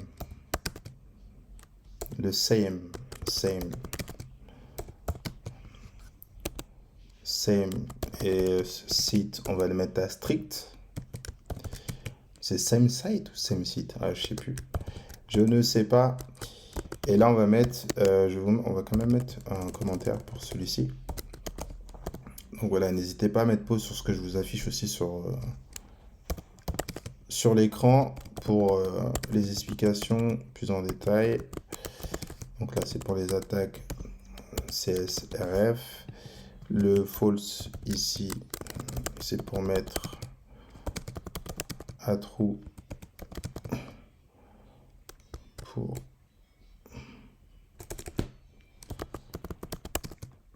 mettre à true pour HTTPS. Ouais. Ah, ça y est, je sens, je commence à fatiguer. Mais on va tenir, on va aller jusqu'au bout. Et là, on va mettre le max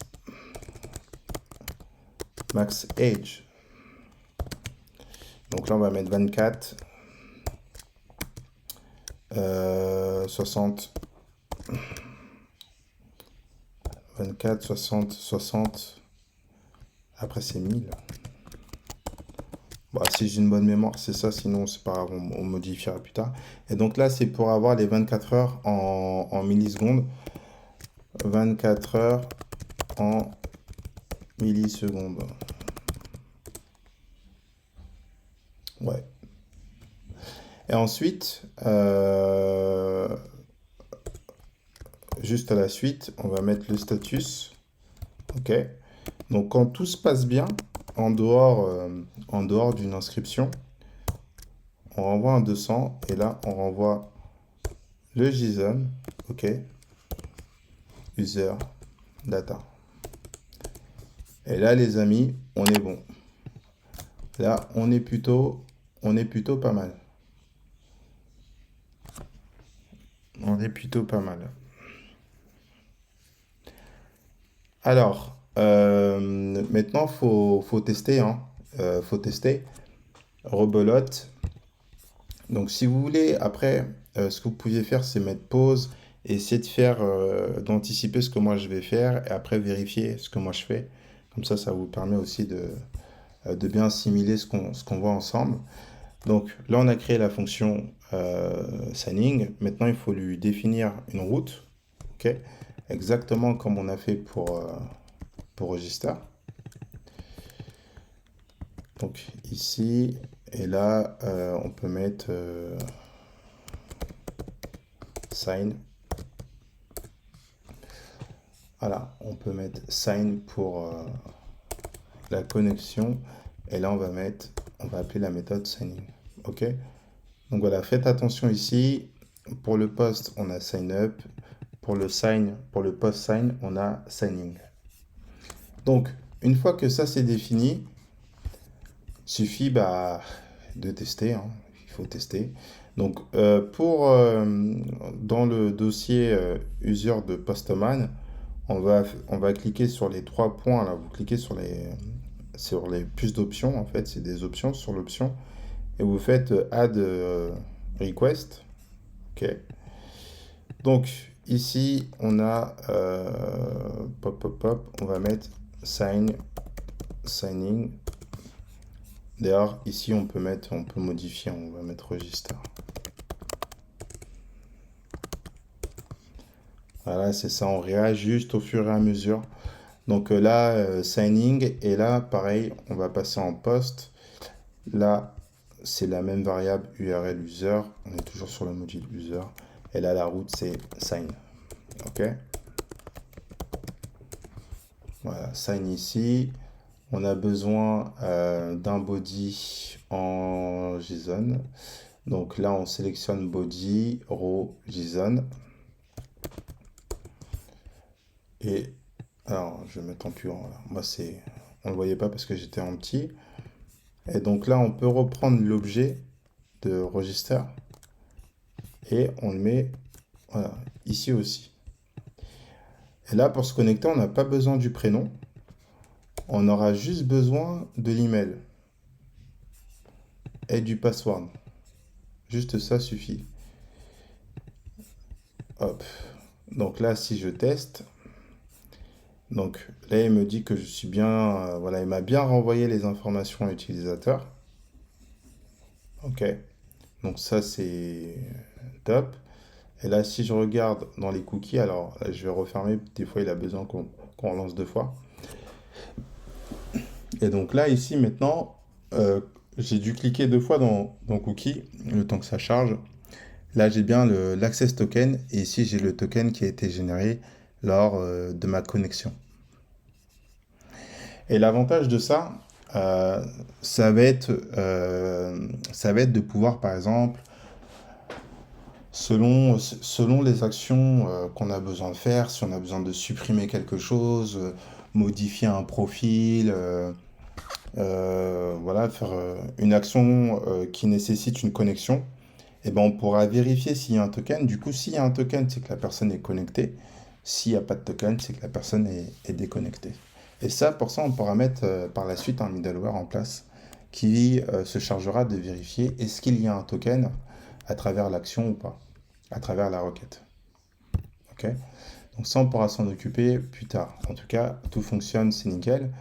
Là, si je mets n'importe quoi et je réessaye, voilà, il me renvoie bien le message d'erreur utilisateur non trouvé qu'on a défini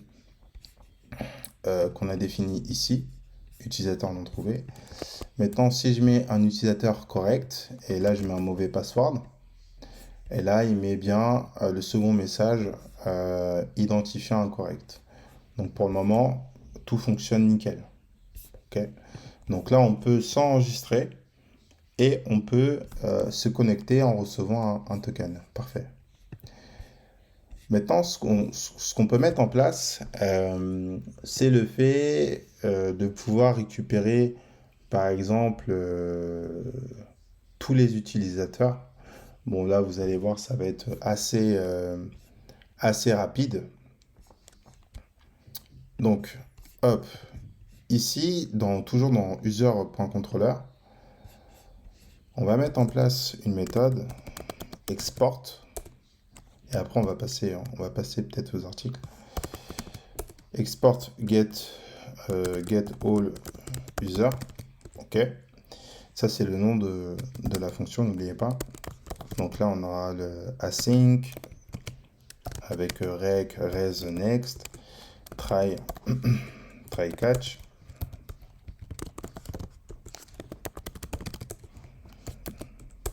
Erreur. Là, on récupère ça.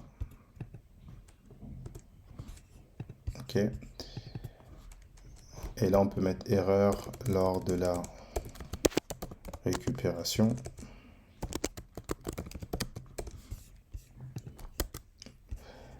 Ici, on aura rec, res et next. Ok. Et donc maintenant, nous, ce qu'on veut, c'est juste tout simplement faire un select all de la table user. Donc là, on va avoir besoin de const user est égal à await user.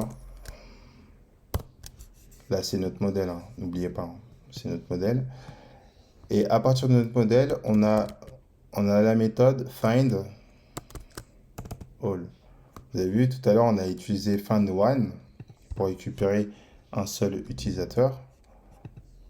Et là, on a le find all pour récupérer tous les utilisateurs. Ok. Et ensuite, on fait juste un res.status 200.json. Et là, on renvoie tous les utilisateurs qui viennent d'être récupérés. Et donc, si on essaye, c'est pareil. Il faut lui définir une route. Donc là, dans user.router, hop, hop. Là, on peut mettre, par exemple, une route. On peut mettre all. Et ici, il faut aller chercher la méthode getAllUser. OK?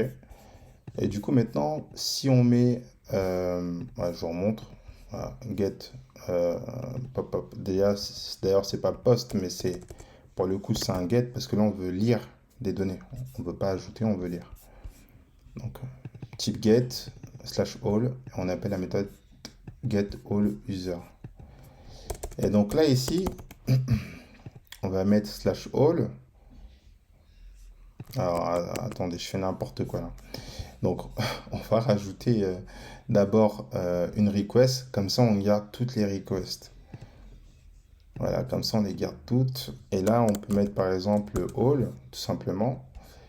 Et on saura que c'est pour récupérer tous les utilisateurs. Et ici, on rappelle notre variable URL user suivi de slash all. OK? Et on sauvegarde. Et donc, à chaque fois qu'on lance cette requête, on est censé récupérer tous les utilisateurs de notre application.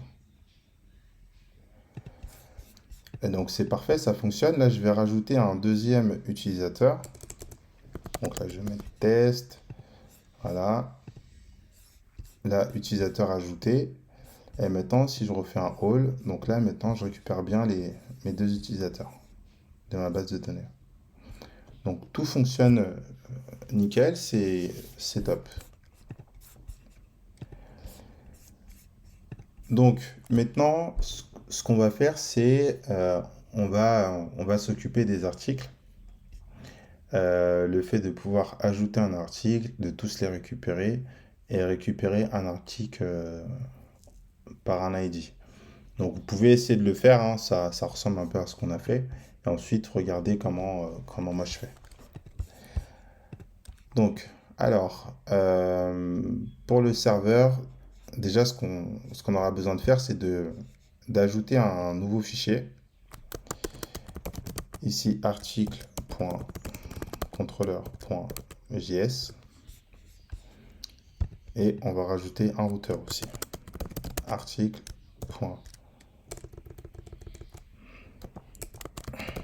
Les routeurs, je vais les mettre en minuscule.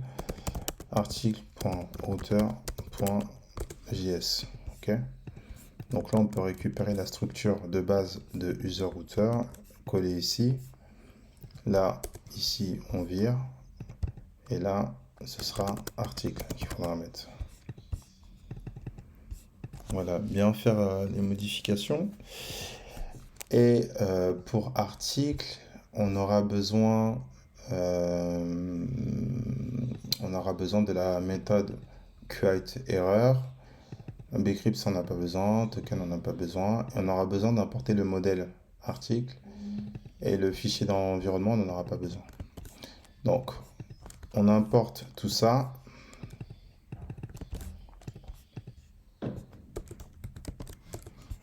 Et ici, c'est article qu'il nous faut. Voilà. Et donc, article, c'est exactement le même principe. Donc, ici, on aura export. Là, on peut l'appeler create articles. Ici, async. Là, on aura un rec res next. Hop, hop, hop. Et hop, là, on met le try, la catch et là, le erreur. OK. Et comme je suis un feignant, je vais récupérer dans le contrôleur user la ligne pour la méthode d'erreur. Donc ça ici. OK. De la création d'articles. Et donc, une fois qu'on est ici, c'est pareil. C'est exactement pareil qu'on a fait pour user, sauf que là, on n'a pas de password à gérer. Donc, ce qu'on peut faire directement, c'est un const new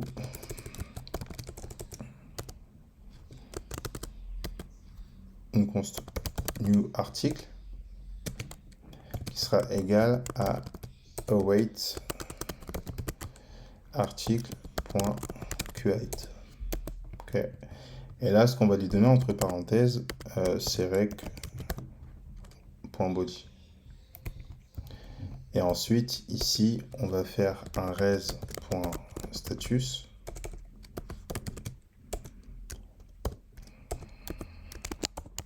.json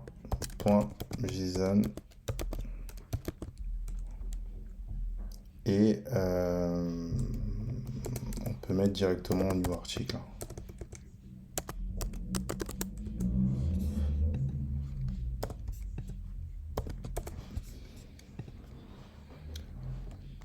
Voilà, aussi simple que ça.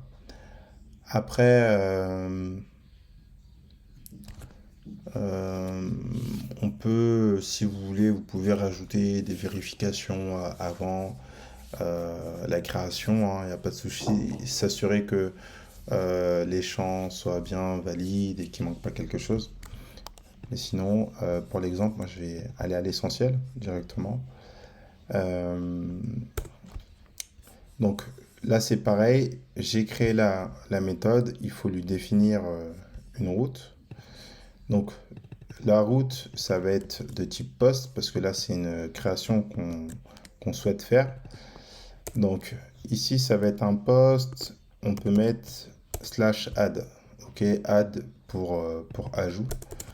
Et là on va récupérer la méthode create article.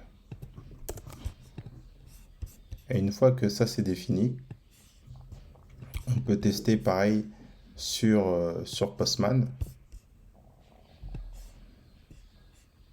Alors, on peut tester sur Postman. La route si elle fonctionne bien. Donc on va créer un nouveau dossier. Il faut cliquer sur plus d'options à partir de boutique. Donc là on va ajouter un dossier qu'on va appeler article.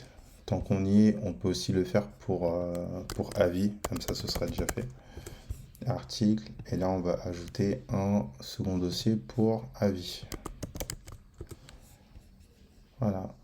Et pour article, on va cliquer sur add request. Ok. Donc là, l'URL de base ne correspondra plus parce que là c'est l'URL user qui est définie. Donc il faut qu'on recrée deux autres variables. Donc une pour article, URL article et hop, alors attendez, parce que là sinon je vais avoir des... Voilà, c'est bon. Et là on aura URL avis. Donc là je vais reprendre la structure de base. Et là c'est pas API user mais c'est API / article. Et pour les avis, ça va être API / avis.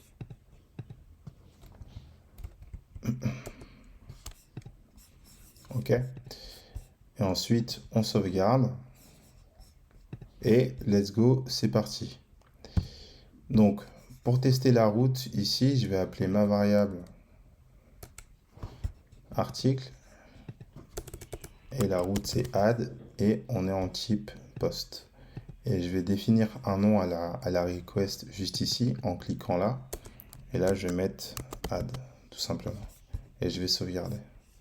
Donc, une fois qu'on a défini l'URL, donc on sélectionne row JSON, et là, du coup, on va créer l'objet qui va nous permettre de créer les articles. Donc, il faudra définir tous les champs, là, name, content, catégorie, brand, price, is verify, il n'y a pas besoin parce qu'il a une valeur par défaut. Donc, par défaut, ce sera false. Et voilà tout le reste. Donc, voilà, il n'y a pas grand chose. Bon, on va tout refaire. On va tout refaire. Donc, on a besoin, dans un premier temps, du name. Attends. Je vais mettre ça comme ça, côte à côte. Voilà, comme ça, j'aurai les champs à côté. Donc, il nous faut le name. Ok.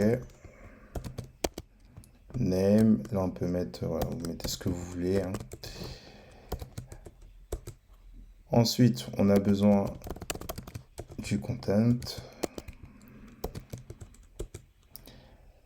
La catégorie.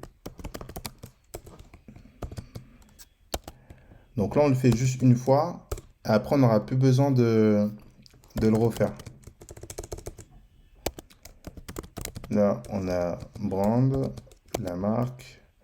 Ensuite, qu'est-ce qu'on a? On a le price.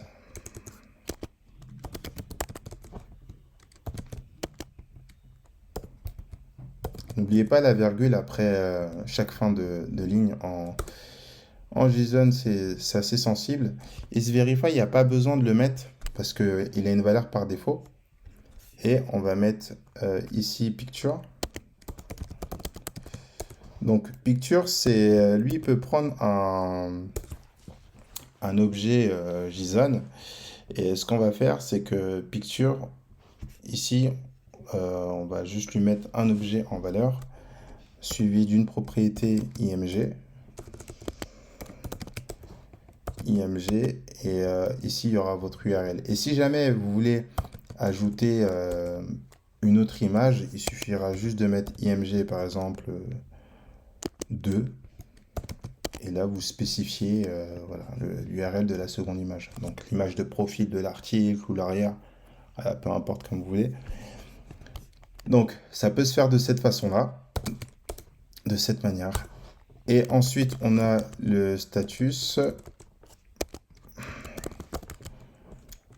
Donc le status, hop. Après, qu'est-ce qu'on a? On a le stock. Donc pensez bien à mettre les guillemets à chaque fois. On a le stock et puis bah c'est tout, hein. C'est tout, c'est tout. Donc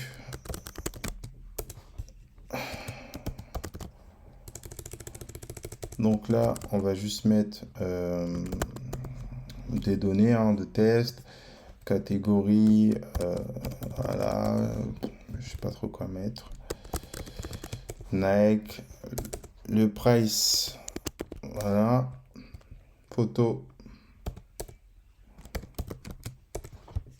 Ok, status, d'ailleurs status c'est un booléen. J'aurais dû mettre par défaut à trop.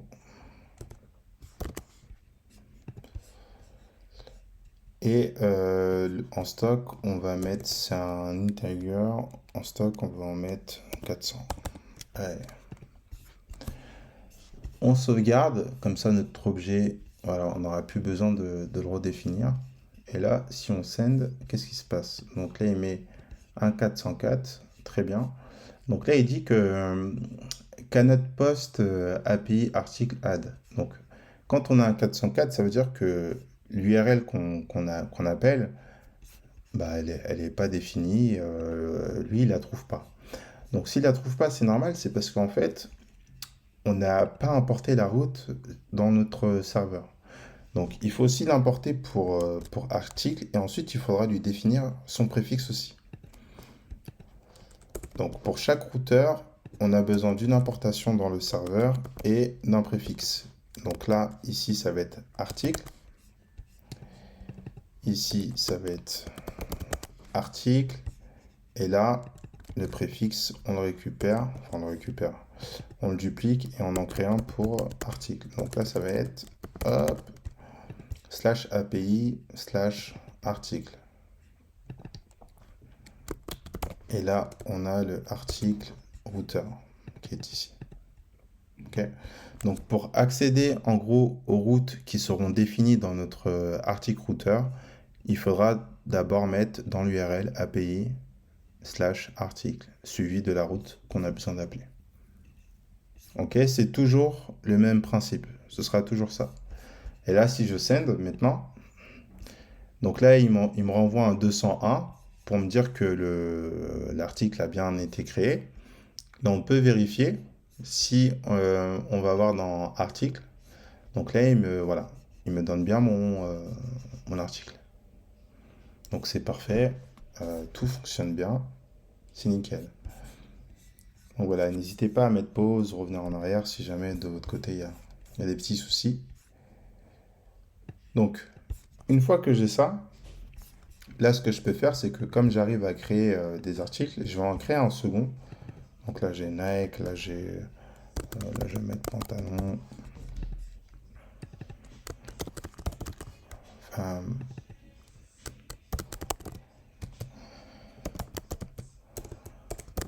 jean blue, pantalon Nike, ouais, ok.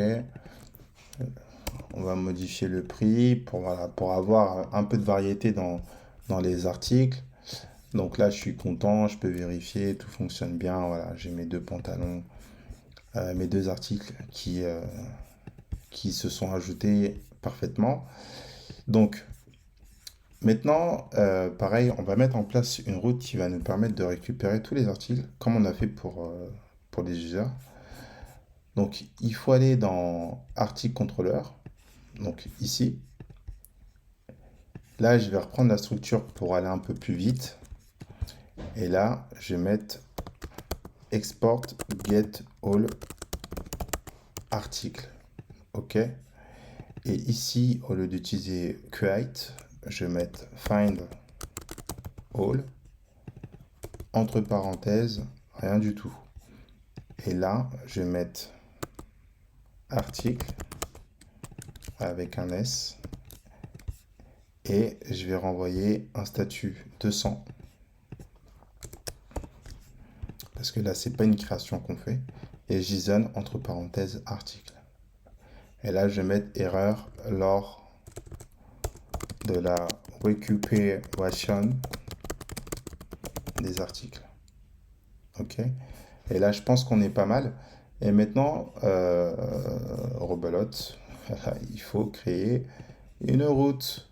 Donc ici, hop, pour la route, là, on va être en type get, parce que là, on souhaite lire des informations. OK, on ne veut pas ajouter dans la base de données, mais on veut lire des informations qui proviennent de la base de données. Donc c'est un type get. Là, on va mettre un slash. On peut mettre un slash all aussi, il n'y a aucun problème. Et ici, controller.getAllArticle. Voilà. Et quand c'est bon, ici, dans le dossier article, on clique sur plus d'options, ajouter un dossier. Oula, non, c'est pas... Ah, j'ai appuyé trop vite. Alors c'est pas grave, on va le supprimer. Donc là, on va faire ajouter une request. Et ici, là c'est all. Donc là, on va mettre all. Et là, on va mettre URL article slash all. Et donc du coup, si on envoie, et là, les amis, voilà, ça marche. On arrive à récupérer nos articles. Donc, déjà, on est pas mal. On est pas mal. On est pas mal du tout. Donc, une fois qu'on arrive à ajouter et qu'on arrive à lire, maintenant, ce qui serait intéressant de voir, c'est si on a besoin de récupérer un article spécifique, comment est-ce qu'on fait? OK? Un article par son ID. Donc, pour faire ça, c'est très très simple. Donc là, il suffit de reprendre la même structure. Donc ici, hop, pour get all article. Et donc là, nous, ce qu'on veut, on ne souhaite pas tout récupérer. Ce qu'on veut, c'est récupérer juste un seul article. Donc là, il faut aller chercher un article par son ID. Donc pour ça, on a la méthode find. C'est by pk. pk. Primary key. Donc primary clé, clé primaire.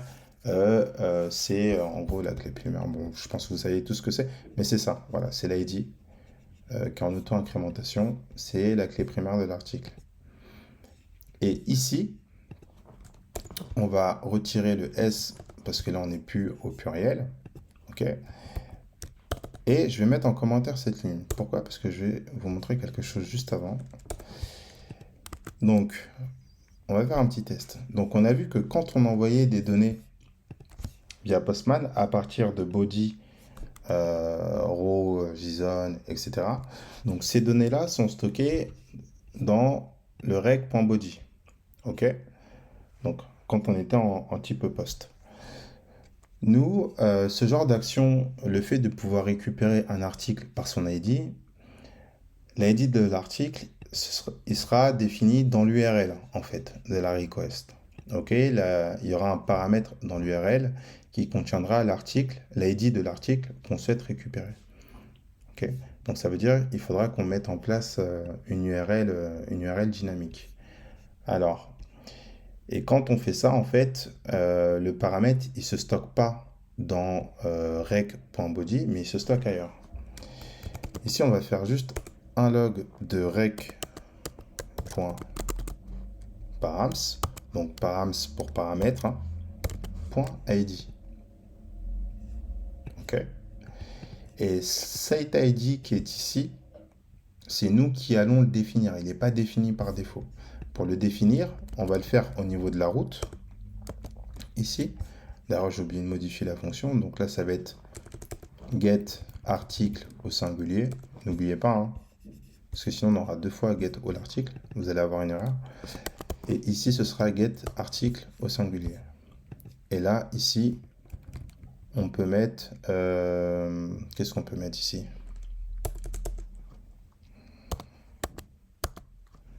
On peut mettre get, tout simplement. Get pour récupération. Donc, quand on a une URL dynamique, pour définir le paramètre, il faut le définir avec les deux points. Et là, par exemple, je peux mettre ID. OK. Et ce paramètre ici contiendra l'ID de l'article que je souhaite récupérer. OK. Et c'est pour ça que ici, par la suite, je pourrais mettre rec.params.id. Donc cet objet-là nous permet de récupérer les paramètres, la valeur du paramètre qui est définie dans notre URL qui est ici. Et là, par exemple, si je mets deux points Toto, ça veut dire que ici, si je veux récupérer la valeur de Toto, il faudra que je mette rec.params.toto. Vous comprenez? Et donc, là, je vais remettre comme c'était. Il faut toujours mettre des paramètres, des noms de paramètres cohérents en fonction de la donnée que vous manipulez. Donc là, vu qu'on manipule un ID, ici on va mettre ID. On va pas laisser Toto. Donc, alors pour tester cette route, on va tout simplement créer une nouvelle request dans article. Et là, on va juste mettre get. Voilà. Ici, URL article. Et là, on va mettre get. OK, OK. Et là, comme on a un paramètre, eh ben, il faut lui spécifier une valeur aussi pour ce paramètre. Et bon, pour faire ça, on va juste mettre un slash et on spécifie l'ID de l'article. Est-ce que c'est l'ID 1? Est-ce que c'est le 2, 3, 4? Là, pour le coup, on est obligé de le faire en brut. On n'a pas le choix. Donc, l'ID de mon premier article, c'est 1. De mon second, c'est 2. OK? Donc, voilà. Je vais tester le 2. Donc, si j'appelle la route, bingo. Donc là, je récupère rien, mais c'est normal. Tout est sous contrôle. Il faut regarder le serveur parce qu'on a mis un console.log. Et là, regardez ce que ma ligne m'affiche. Donc le console.log de rec.params m'affiche le 2 qui est ici. OK? Donc ça veut dire qu'il arrive bien à récupérer la valeur que j'ai définie là. Si je mets 1, là il m'affiche 1. Voilà, si je mets 3, voilà, vous avez compris, je pense. Donc là, 7777, voilà, il m'affiche bien 7077. OK, OK. Donc maintenant, ici, on spécifie l'ID de l'article qu'on souhaite récupérer. Pensez bien à sauvegarder toujours. Et du coup, maintenant, on peut décommenter cette ligne. Et là, on va tout simplement lui donner l'ID qui sera récupéré par notre objet rec.params.id. Et ensuite, n'oubliez pas, dans le JSON, on met notre objet article. Sachant qu'on est pas mal. On est pas mal. Et là, maintenant, si on teste, voilà, la requête elle part et on récupère uniquement l'article qu'on vient de sélectionner. Donc, on l'a pas fait pour user, c'était voulu, c'était intentionnel de ma part. Donc, voilà, n'hésitez pas à mettre ce type de méthode en place pour user pour récupérer un utilisateur par son ID. C'est exactement le même principe.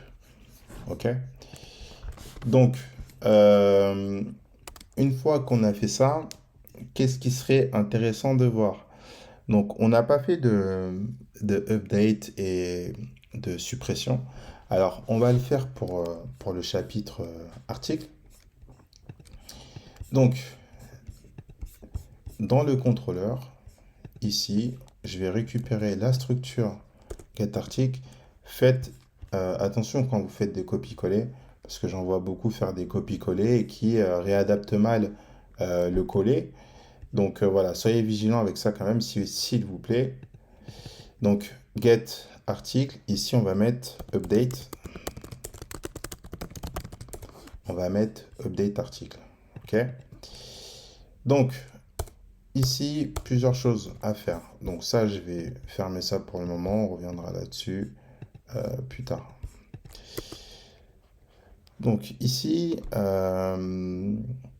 pour mettre à jour l'article, encore une fois, les méthodes que j'utilise, hein, tout est défini sur la doc de ce collège. Donc là, si je mets update, voilà, vous voyez, il me donne la syntaxe de l'update. Donc la méthode update, ensuite on spécifie le champ à modifier, donc là c'est last name et la nouvelle valeur ici. Ok, à condition que le nom soit nul. Voilà, on peut mettre des conditions, etc. Donc c'est très très simple à utiliser ce Qualize. Donc ce qu'on va faire ici, c'est on va mettre à jour l'article. Donc là, je vais juste mettre ici, mettre à jour l'article. Yes, j'y arrive. Entre crochets ici, et là on va mettre update. Oh, donc update row. Ici on est en asynchrone, donc ça va être await. Et là on appelle notre méthode. Ensuite, à notre méthode, on appelle notre modèle. Et à partir de notre modèle, on va utiliser la méthode update. Ok? Donc update, il a besoin qu'on lui spécifie les champs et les valeurs que lui doit modifier. Donc nous, ces informations-là, elles seront stockées dans recBody. RecBody contiendra un objet JSON avec les champs et les nouvelles valeurs à modifier. Et donc du coup ici, on va modifier les informations de l'article à condition que, donc le where on le traduit avec à condition que, l'ID de l'article, j'aime pas quand ça fait ça, l'ID de l'article soit égal à l'ID que nous, on aura spécifié dans notre URL. Ok? Donc là, on va faire un rec.params.id. Ok? Donc il va tout simplement aller chercher l'article qui a l'ID égal à ce que nous, on spécifiera dans l'URL. Ensuite, il modifiera ces informations en fonction des champs que nous, on aura spécifiés dans le rec.body. Et ensuite, ça c'est pas voulu. Et ensuite, on va faire une petite vérification. Donc, si un article a été mis à jour, Donc, on va faire une condition, on va faire un if update row est strictement égal à 0. Donc, si la valeur de update row est strictement égale à 0, là, on fait un return. Hop. Donc, ça voudrait tout simplement dire qu'on n'a pas trouvé justement l'article à modifier. Et donc là, erreur.message sans le vire. Et ici, on va tout simplement mettre article non trouvé. Article non trouvé. OK?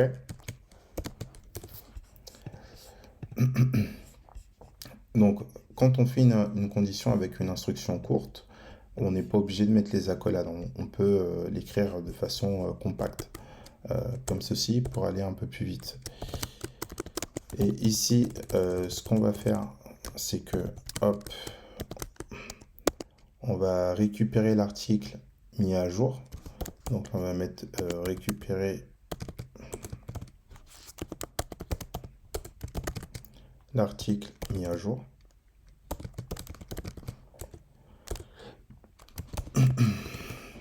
Donc là, on a le const.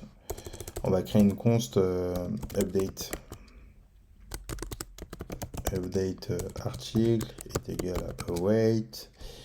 Et là, on appelle notre modèle article. Et là, pour récupérer un article, un seul, hein, pas tous, on va utiliser la méthode find one. OK? Comme ça, on récupère qu'un seul article, à condition que, donc on a besoin du where, à condition que l'id soit égal à rec.params.id. OK? Donc, on a ça, et puis une fois qu'on l'a récupéré, eh ben, il faut le return avec un res.statut.200.json, et là c'est j'ai oublié le D ici, c'est updated, voilà, article, et ici on renvoie l'article qui vient d'être modifié en JSON. Voilà.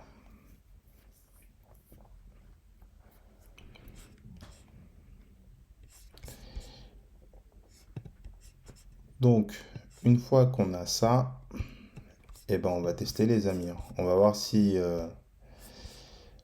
tout fonctionne bien. Donc là, c'est add request. Donc là, c'est update. OK. Donc là, c'est URL article. Là, ça va être slash update. Ici, on aura un ID et on va mettre l'ID 2. OK. Donc, quand on fait un update, une modification, la méthode de la route doit être en put. OK. Là, on save. On peut pas encore tester. Pourquoi? Parce qu'on n'a pas créé la route, les amis. On n'a pas créé la route. Donc là, il faut juste mettre la route. Alors, dans article route, ici, on reprend la dernière là qu'on a créée tout à l'heure. Donc là, c'est update slash 2.id. Et là, on va chercher la méthode update article. OK? Une fois qu'on a ça, là, on peut tester. Qu'est-ce qu'il me raconte, lui? Bah oui, bah forcément, je suis un génie. Donc là, c'est routeur.put. C'est pas get, hein, c'est un put. Et aussi, ce dont on aura besoin de faire, bah, c'est d'envoyer des données, quoi. Si on n'envoie rien, il se passera rien. Donc, row, JSON, n'oubliez pas. Et là, par exemple, on peut modifier, allez, le name. Ici, je sais plus, j'avais mis Nike, je vais mettre Lacoste. Donc Lacoste, on envoie, on send, et là, pouf, je reçois mon article qui vient d'être modifié avec le nouveau name Lacoste. Donc ce qui est bien avec cette méthode, c'est qu'il n'y a pas forcément besoin de spécifier tous les champs. Non, vous spécifiez juste le champ que vous souhaitez modifier. Et lui, il va aller chercher le champ en question et il va lui modifier sa valeur. OK? Donc là, ça fonctionne pour le name. On peut tester pour le stock. On va le mettre à 300 puisqu'on a écoulé plus de 100 articles. Et là, il nous reste 300 articles Lacoste. Donc, l'update fonctionne super bien. Là, si je mets n'importe quoi ici, donc ça me met tout simplement article non trouvé, détail nul 404. OK. Donc voilà pour la partie update. Et maintenant, pour les articles, il nous reste la partie de suppression. Suppression. Là, je vous dis honnêtement, si vous avez survécu jusqu'à là, on a fait le plus dur. Sans parler des avis, on a fait les plus durs. Donc, tout ce qu'on a dans le try, ça vire. Ici, ça va pas être update article. Du coup, on va mettre delete article. Ce qu'on va faire, c'est qu'on va lui définir sa route directement. Donc, ça va aussi être une route dynamique parce que quand on va supprimer un article, il faudra spécifier l'ID de l'article qu'on souhaite éradiquer de notre base de données. Donc, il faudra, hop, l'anticiper aussi. Voilà, j'ai mis à côté. Donc là, j'ai mes routes et là, j'ai mon contrôleur. Donc, ici, qu'est-ce qu'il faut qu'on fasse? Donc, tout à l'heure, on a vu, bah voilà, ils ont mis simple suppression, delete query. Je crois que je commence bien à aimer ce query parce que je vous cache pas que j'ai découvert juste pour la vidéo. Très simple, donc méthode destroy, where, et là on spécifie voilà, le champ sur lequel on souhaite se baser pour faire la suppression. Simple et efficace. Allez, c'est parti. Donc, dans la méthode d'edit article, on va avoir besoin de mettre en place une méthode, un objet. Attendez, je réfléchis 2 secondes. Euh, En vrai, il n'y a pas forcément besoin de créer. Si. Allez, c'est parti. Donc, on va créer une const deleted, qu'on va appeler comme ça. Là, on va mettre un await, et là, on va appeler notre modèle article. OK. Et là, on va utiliser la méthode destroy. Destroy qui prend un objet en paramètre. Et là, on va mettre le where.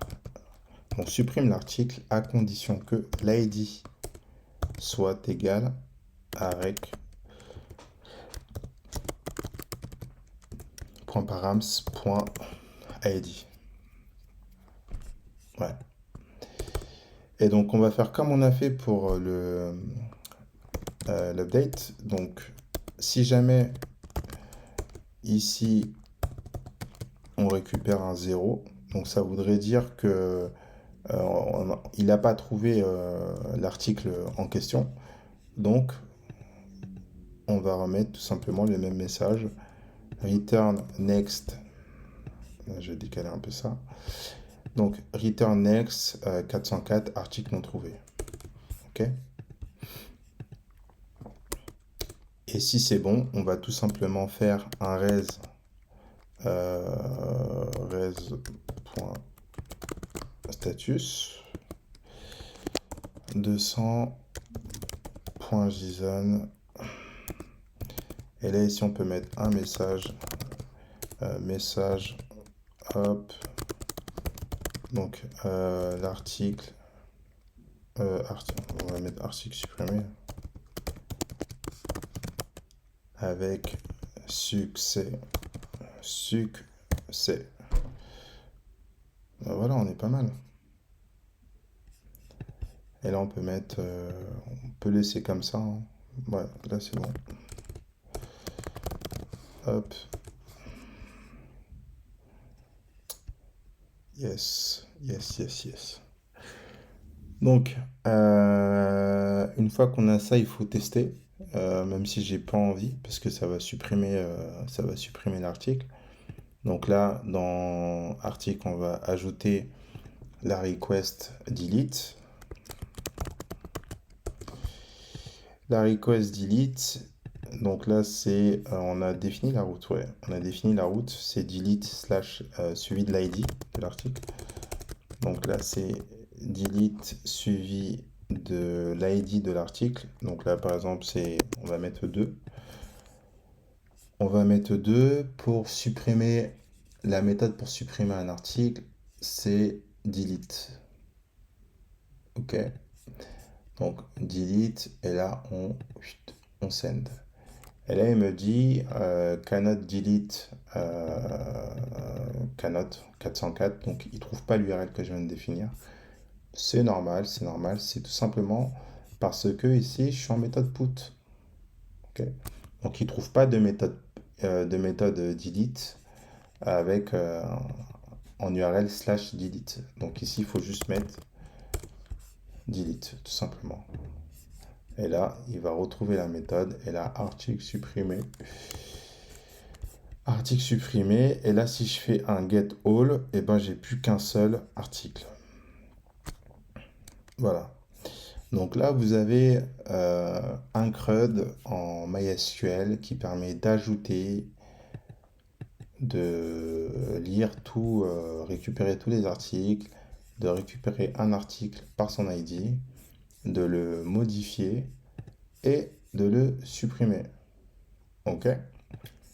Donc ça, c'est top. Maintenant, il nous reste des petites choses à faire. Donc, par rapport aux avis, on va s'en occuper maintenant. C'est parti. Donc, pour les avis, on va avoir besoin de mettre en place, comme on a fait pour user et article. Donc là, on va mettre avis.contrôleur.js. Vous pouvez faire pareil pour routeur. Avis.routeur.js. Ok. Donc là, on récupère une structure de user ou article pour le routeur. Peu importe. Voilà. Et dans avis, on va commencer à mettre en place les méthodes. Donc, faut que l'on puisse supprimer, qu'est-ce que je raconte? Il faut qu'on puisse ajouter un avis d'abord. Donc, on aura besoin pour ça de communiquer avec la table avis. Donc, on va importer le modèle avis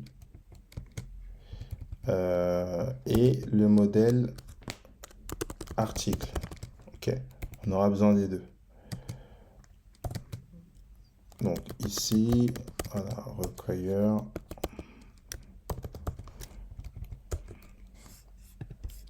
Voilà, donc on récupère le avis et article. Quoique, je suis pas sûr qu'on aura besoin d'article là, pour le coup. Non, il n'y aura pas besoin d'article. Non, non. Écoutez, pour le moment, on va juste laisser l'avis. Ensuite, donc là, on va avoir besoin. Ce que je vais faire, c'est que je vais mettre le contrôleur et le routeur côte à côte. Et au passage, regardez bien, on va importer tout de suite le routeur avis, comme ça ce sera fait, parce que ici, une fois que c'est fait, il n'y a plus besoin de le faire après. Donc là, on va mettre avis routeur. Là, c'est avis. ici. Et pour le préfixe aussi. OK? Donc là, c'est API slash avis. Et là, c'est avis routeur. Avis routeur. Voilà, c'est deux lignes, 12 et 25.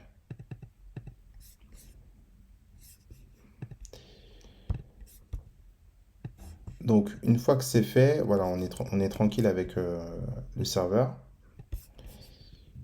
Donc, je vais mettre ça à côté comme ça. Dans le routeur, pour ceux, les spécialistes du copier-coller, voilà, pensez bien à modifier le contrôleur. Donc là, c'est pas user, c'est avis.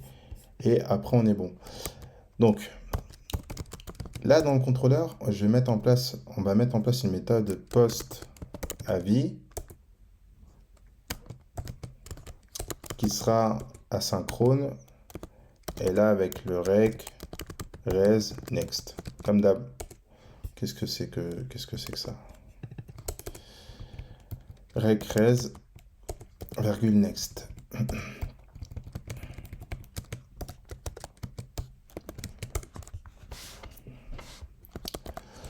Donc là, on a le try, hop, et le catch. La base. Et ensuite, je ne vais pas m'embêter, hein, je vais aller récupérer les lignes dont j'ai besoin. Donc on a besoin du create error de la fonction. Et voilà, je vais récupérer une fois la ligne, comme ça. Voilà.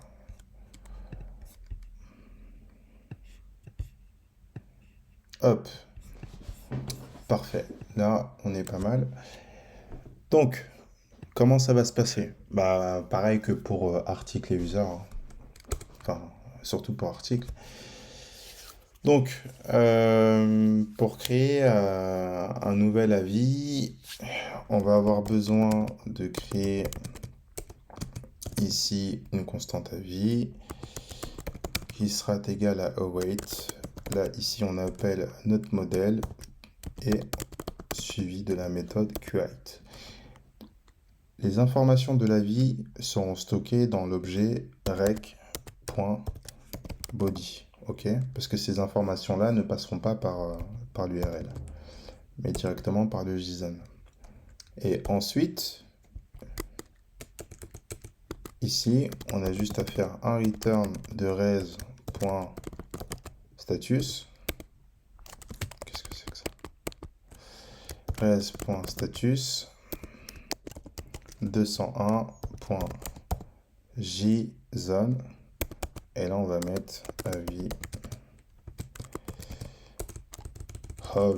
ajouté. Hop. Voilà. Return. Ok. Et là, erreur lors de la création de l'avis. Là, je pense qu'on est plutôt pas mal.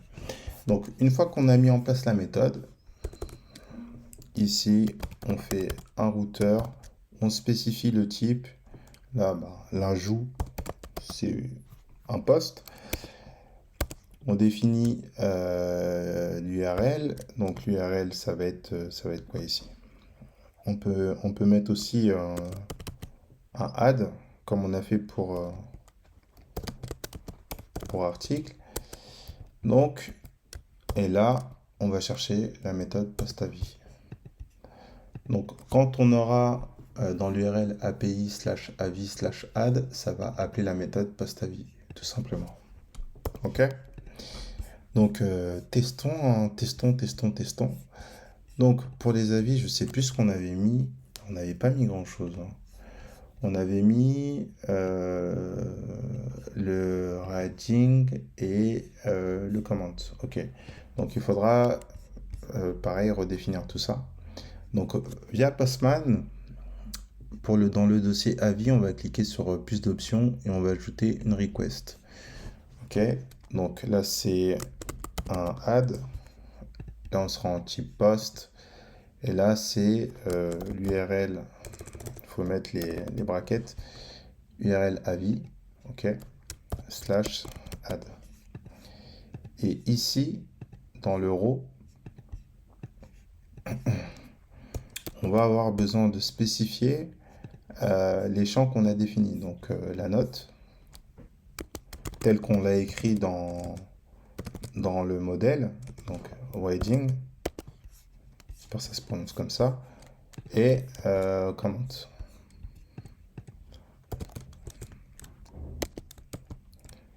Mais c'est pas fini. Alors attendez, qu'est-ce qui nous fait là? Ouais, mon clavier déconne. Donc le comment. Mais c'est pas fini. Pourquoi? Parce qu'on a dit que quand on poste un avis, on doit savoir qui est-ce qui le poste et sur quel article on poste l'avis. Et donc tout à l'heure, on a défini des relations. Donc les relations, c'est article ID et user ID. Et d'ailleurs, quand on regarde notre table avis, ici, on a, vous voyez, vous avez article ID et user ID. Donc, quand vous allez créer un avis, il va falloir spécifier des valeurs pour ces propriétés-là. Donc, ces propriétés-là, même si elles ne sont pas définies dans le modèle, il faudra bien penser à les spécifier lors de l'insertion de l'avis, lors de la création de l'avis. Donc, ici, je vais le spécifier. Dans l'objet, donc article underscore ID, et pareil pour l'user. Ok. Donc là, on aura user underscore ID. Et donc, ce sera l'ID d'un article. Alors là, pour le coup, pour que ce soit cohérent, donc là, il faut mettre 1 pour l'article. Et je crois que des utilisateurs, on en a créé que... Ah, j'en ai 2. Et ben là, je vais mettre 2. Voilà, je vais mettre 2 ici. Donc tout ça, ça correspond aux ID. Hein. Ok. La note, ça va être un nombre. On va mettre 5 étoiles. Et là, on va mettre mon avis. Voilà. D'ailleurs, ouais, on va avoir un petit souci là. On va avoir un petit souci. Le snake case, il va poser problème. Donc, on va le retirer. On va le retirer. Ici, on va laisser on va laisser comme ça. Et la base de données avis, du coup, vous allez la supprimer. Donc, vous cliquez dessus, vous faites opération et supprimez la table. Et ensuite, vu qu'on n'a pas mis le snake case, ici, on va juste mettre en minuscule avis. Et normalement, votre table sera régénérée. Purée, il a créé vie. Parce qu'on n'a pas coupé le serveur. Voilà. Bon, si ça vous a fait la même chose que moi, vous pouvez supprimer hein, la quatrième table. Et donc là, on a bien tout. OK. Donc les underscore, de souvenir, ça passe pas. Donc on va pas mettre d'underscore. Et là, pour le coup, on est pas mal. Donc là, si on retourne sur Postman et qu'on valide,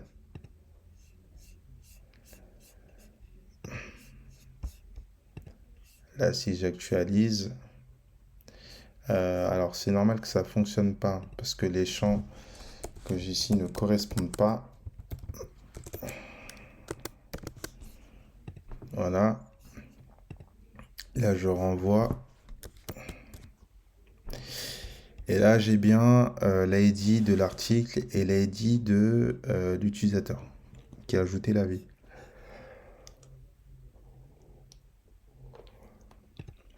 Donc ça, je peux le virer, je peux le supprimer.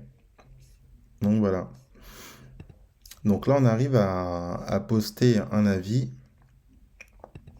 D'ailleurs, je vais en mettre un deuxième.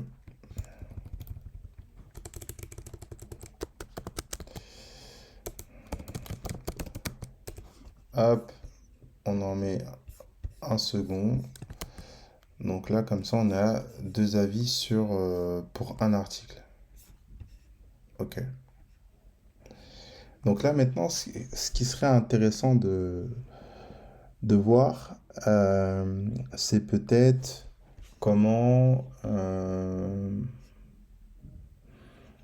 comment on peut récupérer, par exemple, un article avec... comment on peut récupérer les avis d'un article. Yes. Donc, alors, pour faire ça, tout va se passer dans le contrôleur article. Alors, pour récupérer les articles avec leur avis, retourner dans le contrôleur article, donc ça, je vais fermer. On va se mettre sur un seul contrôleur. Donc, à la suite de la dernière méthode qu'on avait ajoutée, delete article, on va récupérer la structure de delete article. Et là, on va mettre article, export article with avis.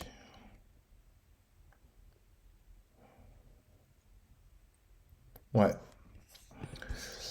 Ok, on va laisser ça comme ça. Tout le contenu du try, c'est exterminé. Donc, alors, du coup ici, première des choses à faire, c'est d'aller récupérer l'article en question.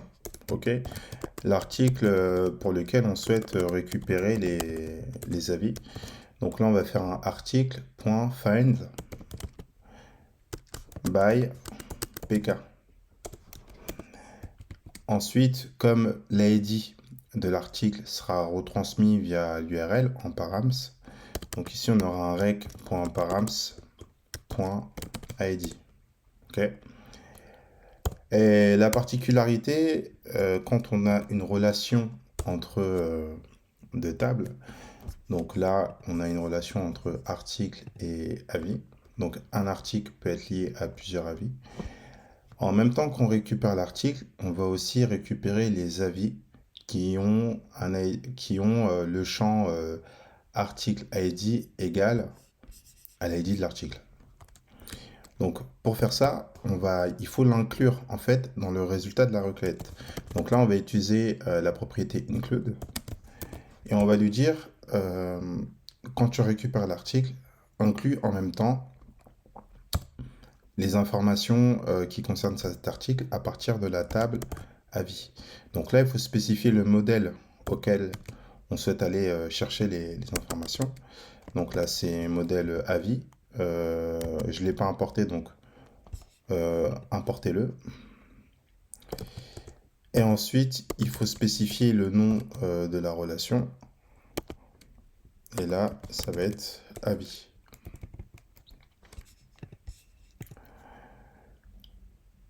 Donc, une fois qu'on a fait ça, on va importer le modèle avis tout en haut. Donc ici, à la suite de article, on va récupérer avis aussi. Ok. Donc une fois que c'est fait, voilà, là il reconnaît bien qu'on parle bien du modèle avis. Maintenant, ce qu'on va lui dire, c'est que si on ne trouve rien, donc si article est vide, donc on va return. Ah mince, on a déjà une fonction pour ça.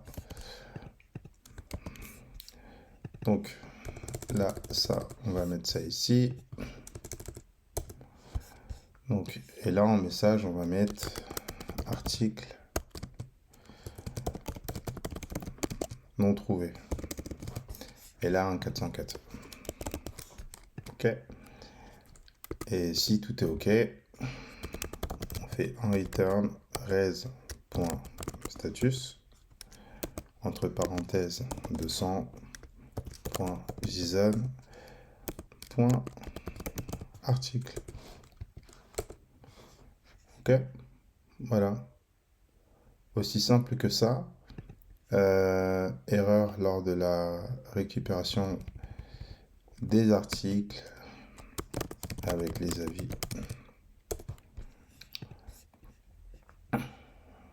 Voilà, tout simplement.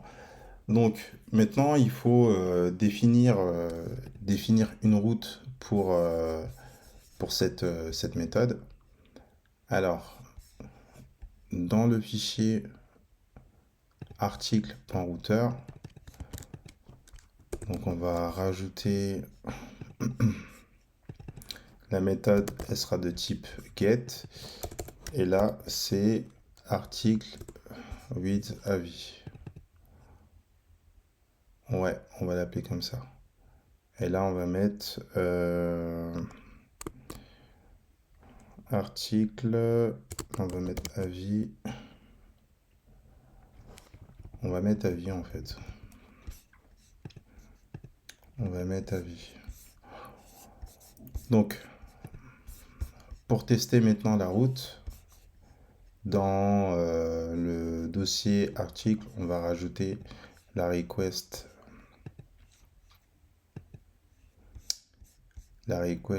avis. Normalement, ouais, tout est bon. Ça a l'air, ouais, ça a l'air d'être bon. Donc, URL article avis /1. Ici, c'est qu'est-ce qu'on a mis? C'est avis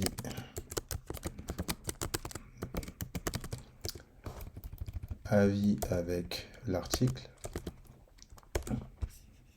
Voilà, on save et on balance. Et du coup, là, je récupère bien mon article. Voilà. Et je récupère aussi les avis qui sont liés à cet article. Et donc ça, c'est top. Voilà, voilà. Après, il n'y aura plus qu'à manipuler ces données-là côté front pour afficher les avis par article. Et donc, nickel, on arrive à tout récupérer aussi simplement. Donc, génial, génial. Donc, pour cette partie, je pense qu'on est pas mal. On est pas mal. Donc, ça serait bien maintenant qu'on puisse supprimer un avis ou pourquoi pas le modifier. Mais avant ça, on a besoin de faire une petite chose.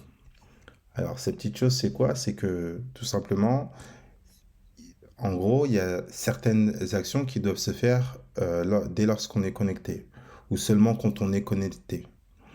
Supprimer un avis, normalement, bah, il faut pouvoir être connecté pour supprimer un avis et vérifier si la personne qui essaye de supprimer l'avis est bien le créateur de cet avis. Vous suivez?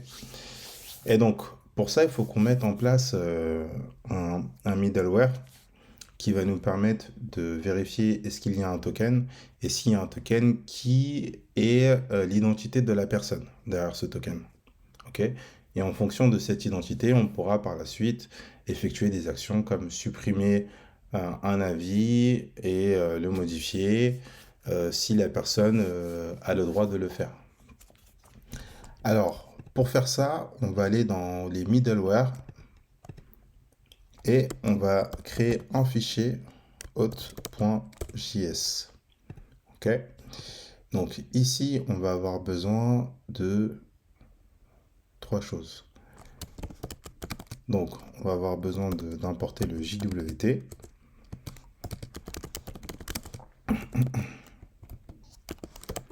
Donc, c'est le JSON Web Token. Il ne me le propose plus. Oula, je vais le refaire. Voilà, j'ai un peu la flemme d'écrire. JSON Web Token. Il faut qu'on importe la const env est égal à require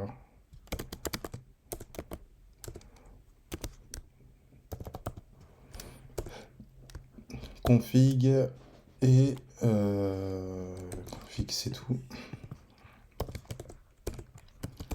Et là, on va importer la méthode createError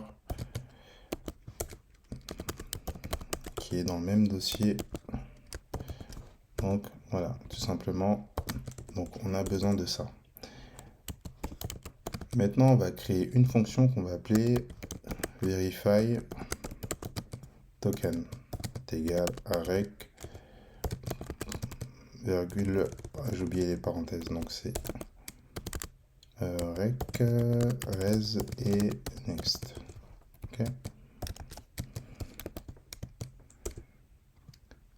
Ok. Donc premièrement, ce qu'on a besoin de faire, c'est récupérer le token qui est, quand on regarde dans les cookies,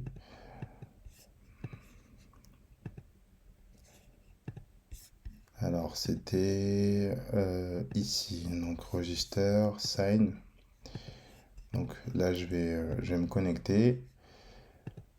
Voilà, là il n'y a rien, c'est OK. Là si je reclique dessus, maintenant on a l'access token qui est défini ici. OK. Donc il est bien défini là, et nous ce qu'on veut récupérer c'est ça, c'est tout ça. Donc on va créer une const qu'on va appeler token qui se trouve dans rec.cookie access underscore token. Ok. Faites gaffe, hein. Faites pas d'erreur ici parce que ça pourrait vous bloquer pour la suite. On va faire une condition ici. On peut vérifier si on a bien quelque chose. Si il n'y a rien, on va juste faire un return de createError. Non, qu'est-ce que je vais trop vite. Donc c'est next. Voilà, createError pour passer au middleware suivant. Et là, on va mettre un 401. OK. 401. Et là, on va mettre un access denied. Donc, en gros, on n'est pas autorisé, quoi. Donc, en gros, si le token n'est pas présent, on renvoie une erreur 401 pour dire que l'accès est tout simplement refusé. Donc, ici, maintenant, on va vérifier. Alors, on va peut-être mettre quelques commentaires. Donc, ici, vu que c'est une partie récupère. Là, en gros, on récupère le jeton. Donc, le jeton, c'est le token. JWT à partir des cookies.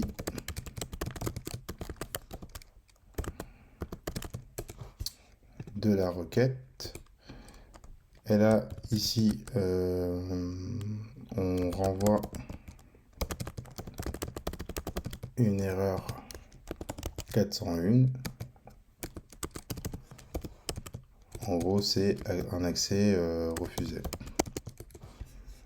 Et là, ce qu'on va faire, c'est on va tout simplement vérifier la validité du jeton en utilisant jwt.verify.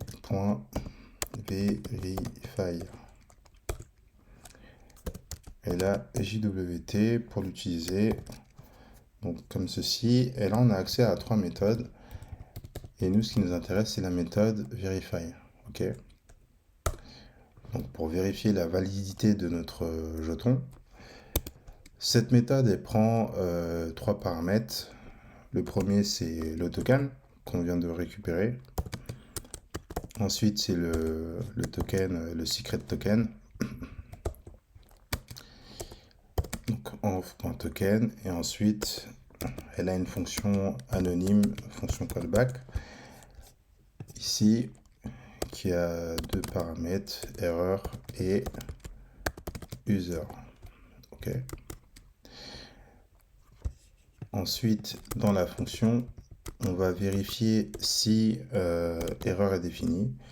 Donc, si erreur est définie, on va tout simplement renvoyer un message Donc next create, hop, on va mettre un 403 et un message token non valide. Voilà, tout simplement.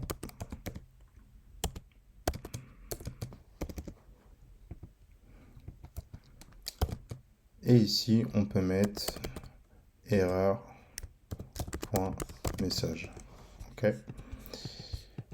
Ensuite, alors je vais vous le mettre là quand même. 403, c'est interdit. Hein. C'est envoie une erreur 403 entre parenthèses interdite. Ok. Car le jeton c'est token, n'est pas valide.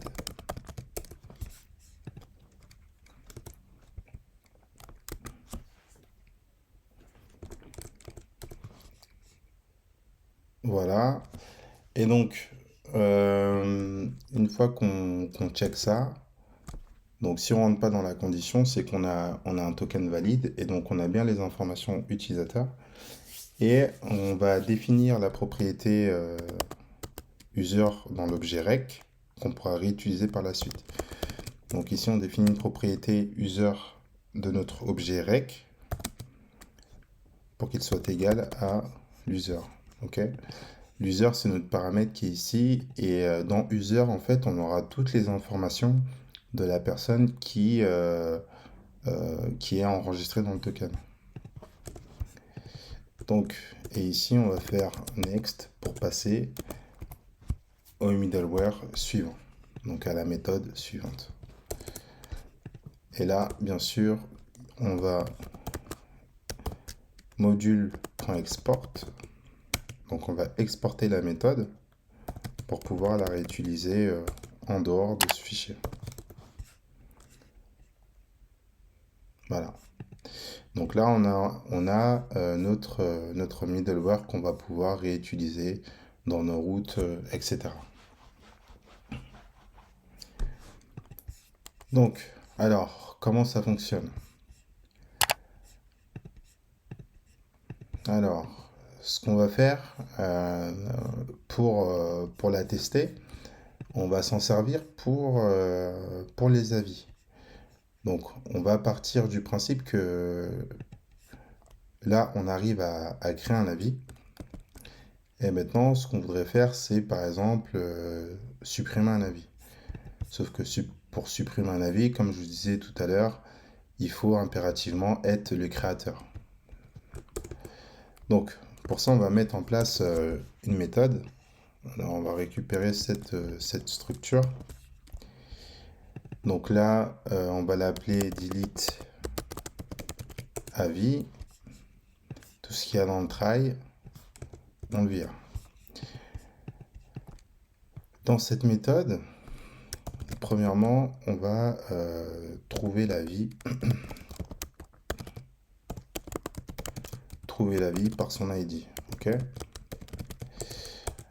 Donc, pour ça, donc on aura besoin de faire un const avis await là notre modèle et on a la méthode find by pk. Ok. Ça c'est on commence à s'habituer aux méthodes. Donc et là on va faire un rec params point et là on aura un ID. Ok. Donc si c'est pas très clair ici, ce qu'on peut mettre c'est avis ID. Comme ça, on sait que là, on parle de l'ID de l'avis. Ensuite, là, ce qu'on va faire, c'est on va juste vérifier si l'avis existe. Et pour ça, on va faire une condition. On va vérifier si ça existe grâce au point d'exclamation.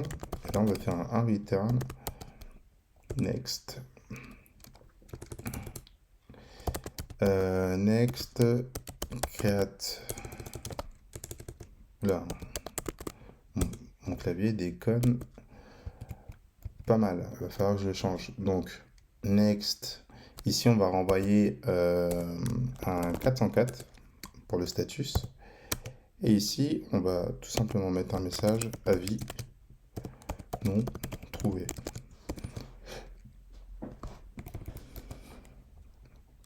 Hop, avis non trouvé. Ensuite, là, on va faire un autre check. On va vérifier si l'user est bien le créateur de la vie. Voilà. Alors n'hésitez pas, ceux qui veulent essayer, à essayer en avance. Vous mettez pause et vous essayez. Sinon, la solution, c'est ça. Donc, il suffit de faire un if avis.userID. Ok. Donc, on récupère l'ID de l'user.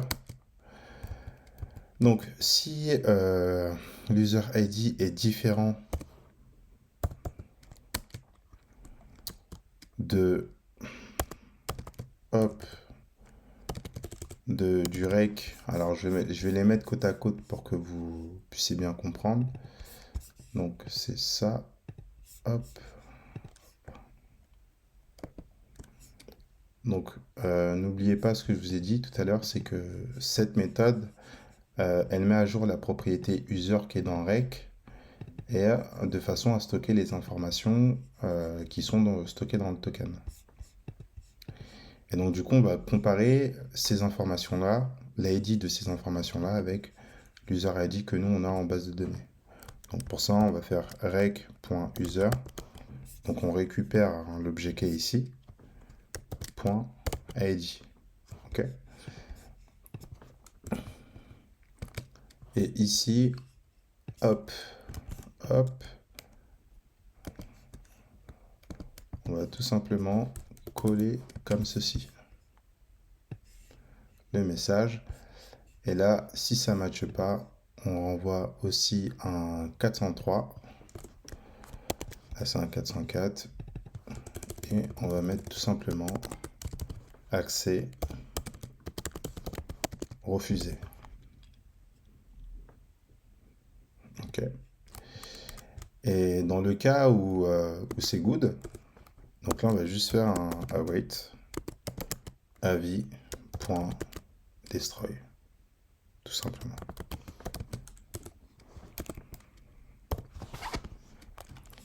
OK. Donc, on récupère l'avis dans un premier temps. On vérifie si l'avis existe. On vérifie si l'ID de l'avis correspond bien à l'ID de la personne qui essaye de supprimer l'avis. Si c'est bon, on supprime. Sinon, on renverra les messages d'erreur. OK. Et ici, on peut mettre un return res.status 200.json. Et là, on peut mettre un message avis supprimé avec succès. Voilà. Et là, si jamais ça se passe mal, on peut mettre erreur lors de la suppression de l'avis.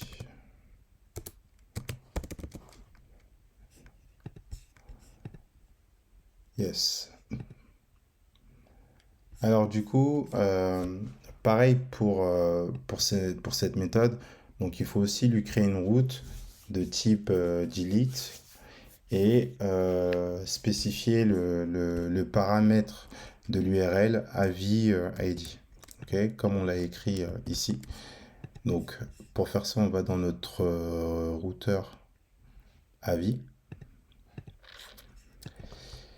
Ici, on met en place voilà la route, donc routeur delete. Là, on va mettre delete tout simplement /2 avi ID.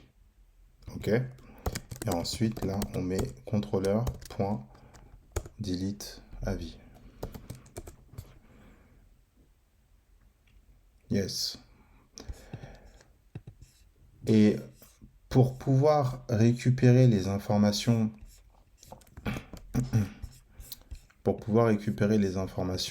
de l'utilisateur, de rec.user, donc ces informations proviennent de la fonction verifyToken. Donc il faut que cette fonction aussi soit appelée. Ok? Si on ne l'appelle pas, si on ne l'exécute pas au moment où on appelle cette méthode, on ne pourra pas récupérer les informations qui se retrouveront dans notre objet rec.user. Ok? Pour faire ça, il faut que verifyToken soit appelé avant l'appel de la fonction delete avi. Et en gros, lui, le verifyToken, c'est comme la douane, c'est le laisser-passer. Donc, déjà pour commencer, on va l'importer. Donc là, on va faire verifyToken, require, et là, on va chercher la méthode dans le middleware hot. Ok. Cette méthode verifyToken, il faut la mettre entre l'URL et entre l'appel de fonction de votre contrôleur. Et ce qui va se passer, c'est que quand on appellera cette URL, verifyToken va s'exécuter. Donc il va faire son check. Comme je vous ai dit, c'est la douane. Donc il va vérifier s'il y a un token.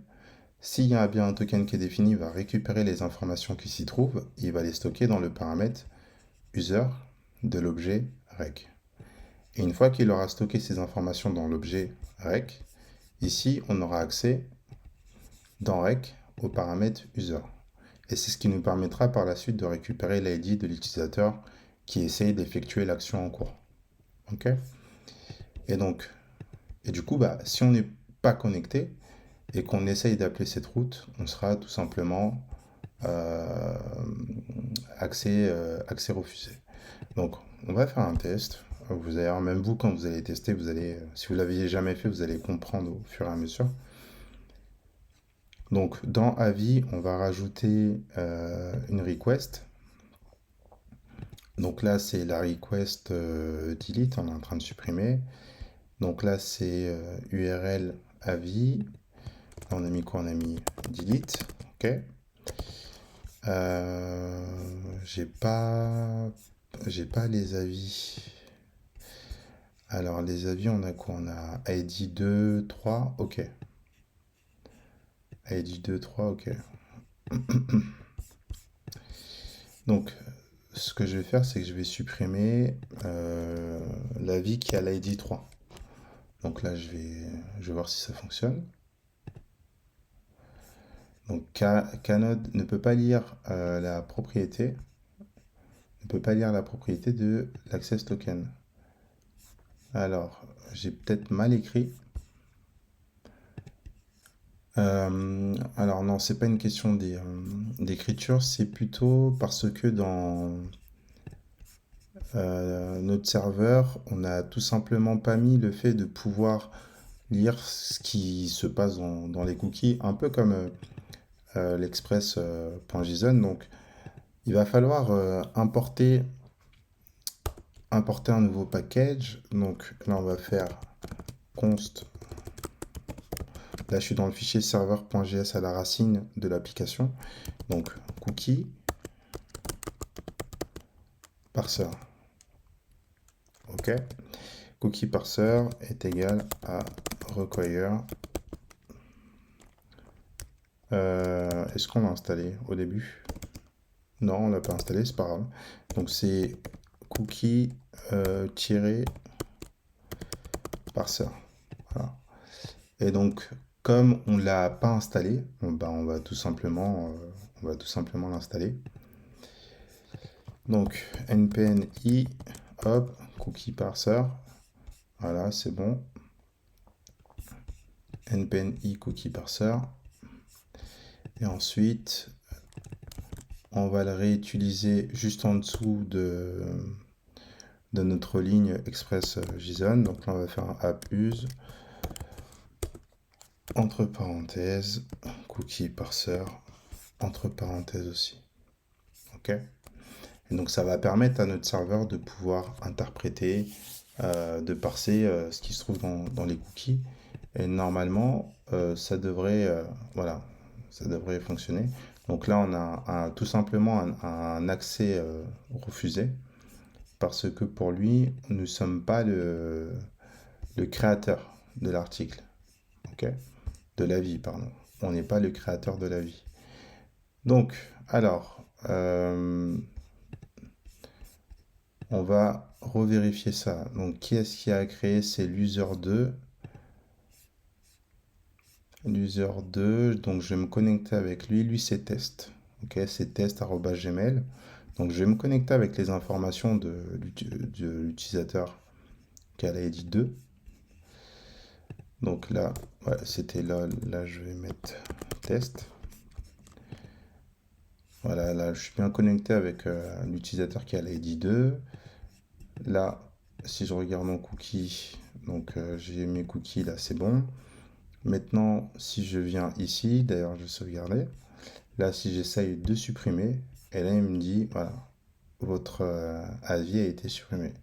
Donc, au premier essai, il m'a tout simplement bloqué l'accès parce qu'il a vu que j'étais pas le créateur de l'avis.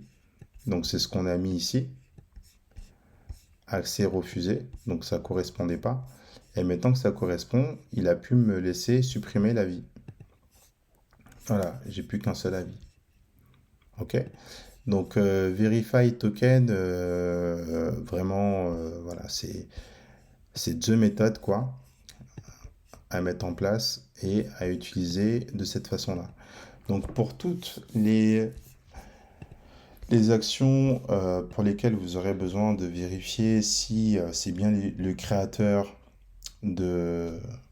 C'est bien le créateur qui effectue l'action. Vous pouvez passer par la méthode Verify Token, qui, elle, va autoriser ou pas. Donc voilà. On a vu pas mal de choses.